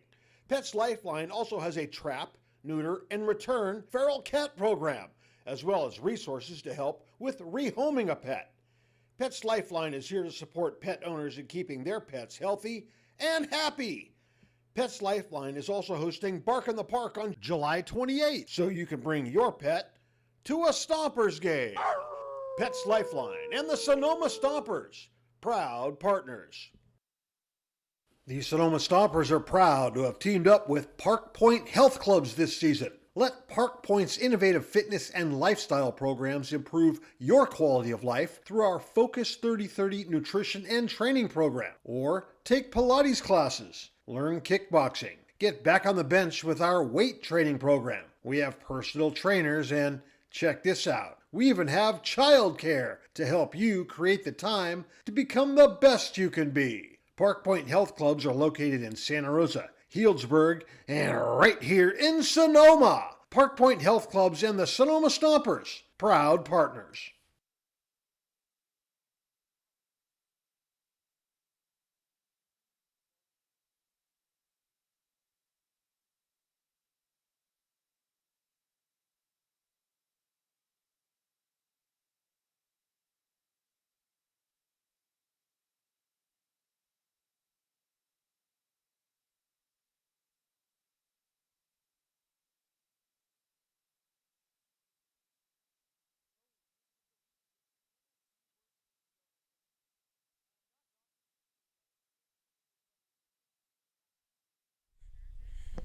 David Howard, in a shocking move, at least to us sitting up here, is out for a 5th inning of work.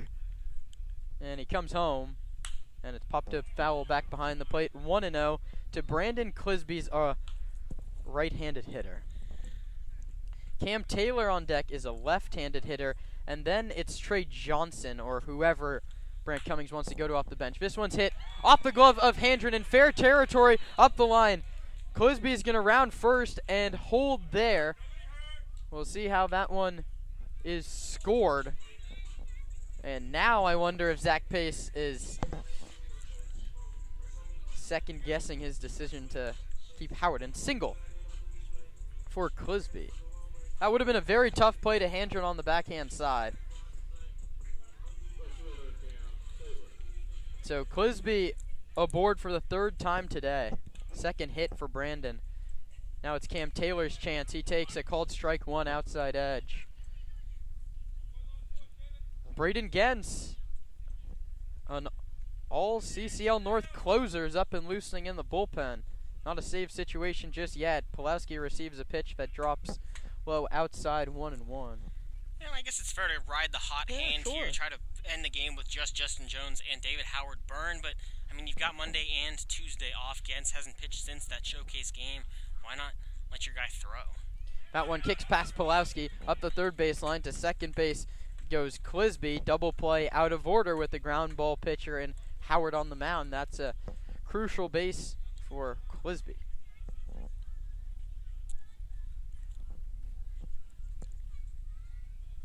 Howard from the stretch. Tall left-handed pitcher. Not overpowering with the fastball. Goes to work against Taylor in a 1-1 count. Stompers are willing to trade runs for outs. They have 5 runs to work with and 3 outs to get. 7-2 Sonoma, last of the 9th. Howard delivers. Taylor lines it into right field. Coming on, and throw go to second base. A couple more defensive changes. RBI single, Hammer and Taylor. Back-to-back hits off of Howard. And Zach Pace stalking up and down that little line by the first base dugout. He has a chance at the lefty, Trey Johnson. Gens now really up and throwing in the bullpen.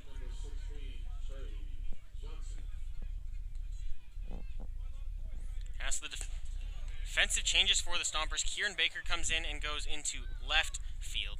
Medin moves from left to right, and Keys goes right to first base. Paul Lazul exits. Howard comes home. Low outside, 2-0. It's now 7-3. The Crawdads are back within a slam, and I don't know why you're going to have to put Gens into a situation probably coming into a messy inning. Howard comes home. It's a little topped off the very, very end of the bat right towards Zach Pace at his helm at the mouth of the Stomper dugout up the third baseline. 7-3 ball game.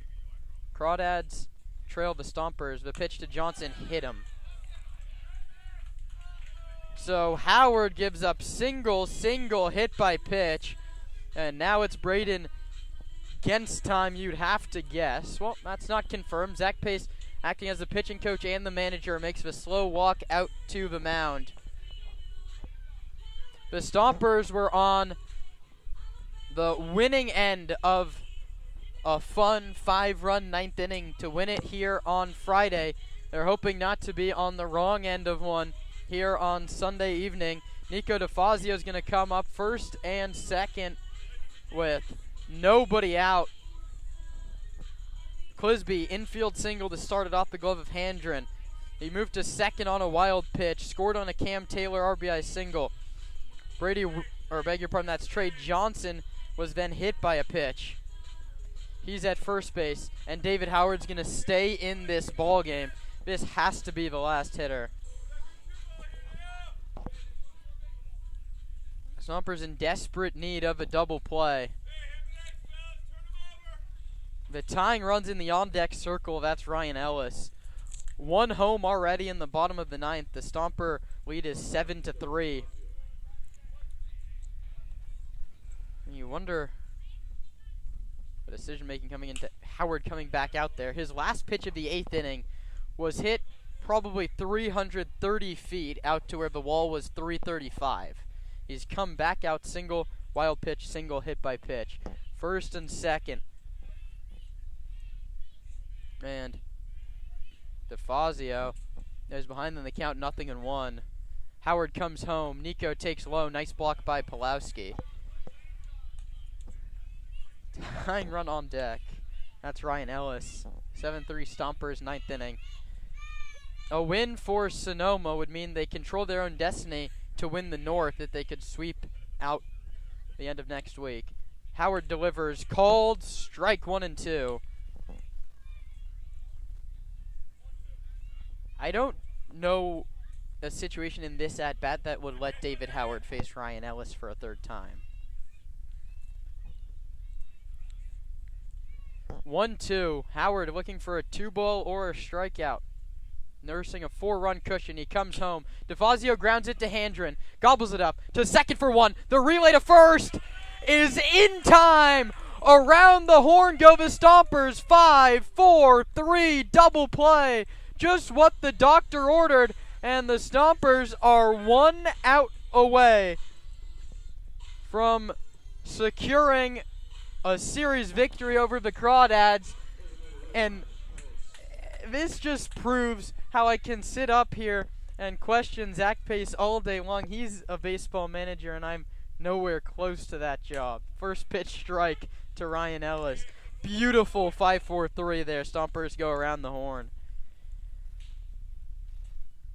to third base on the play. It went Cameron Taylor. 0-1 to Ellis. Called strike 2 at the knees. 7-3 Stompers in the ninth. No balls and 2 strikes on the leadoff hitter Ellis. Howard comes home, low outside, 1-2. Great job getting a ground ball. We've talked about David Howard all season long. He's a guy who gets the ground ball, lets the defense work in. Sure, the command hasn't been ideal. He's hit 4 guys, but he got the double play when it mattered. Max Handren to Xander Silkin. 1-2 low, 2-2.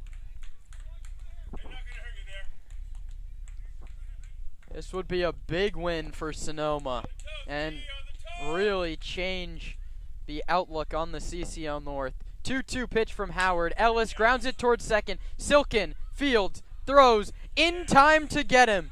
David Howard, 5 innings out of the Stomper bullpen, secures a victory for the Stompers. How about that, Roman? A 6-run first inning coasts into a 7-3 final score.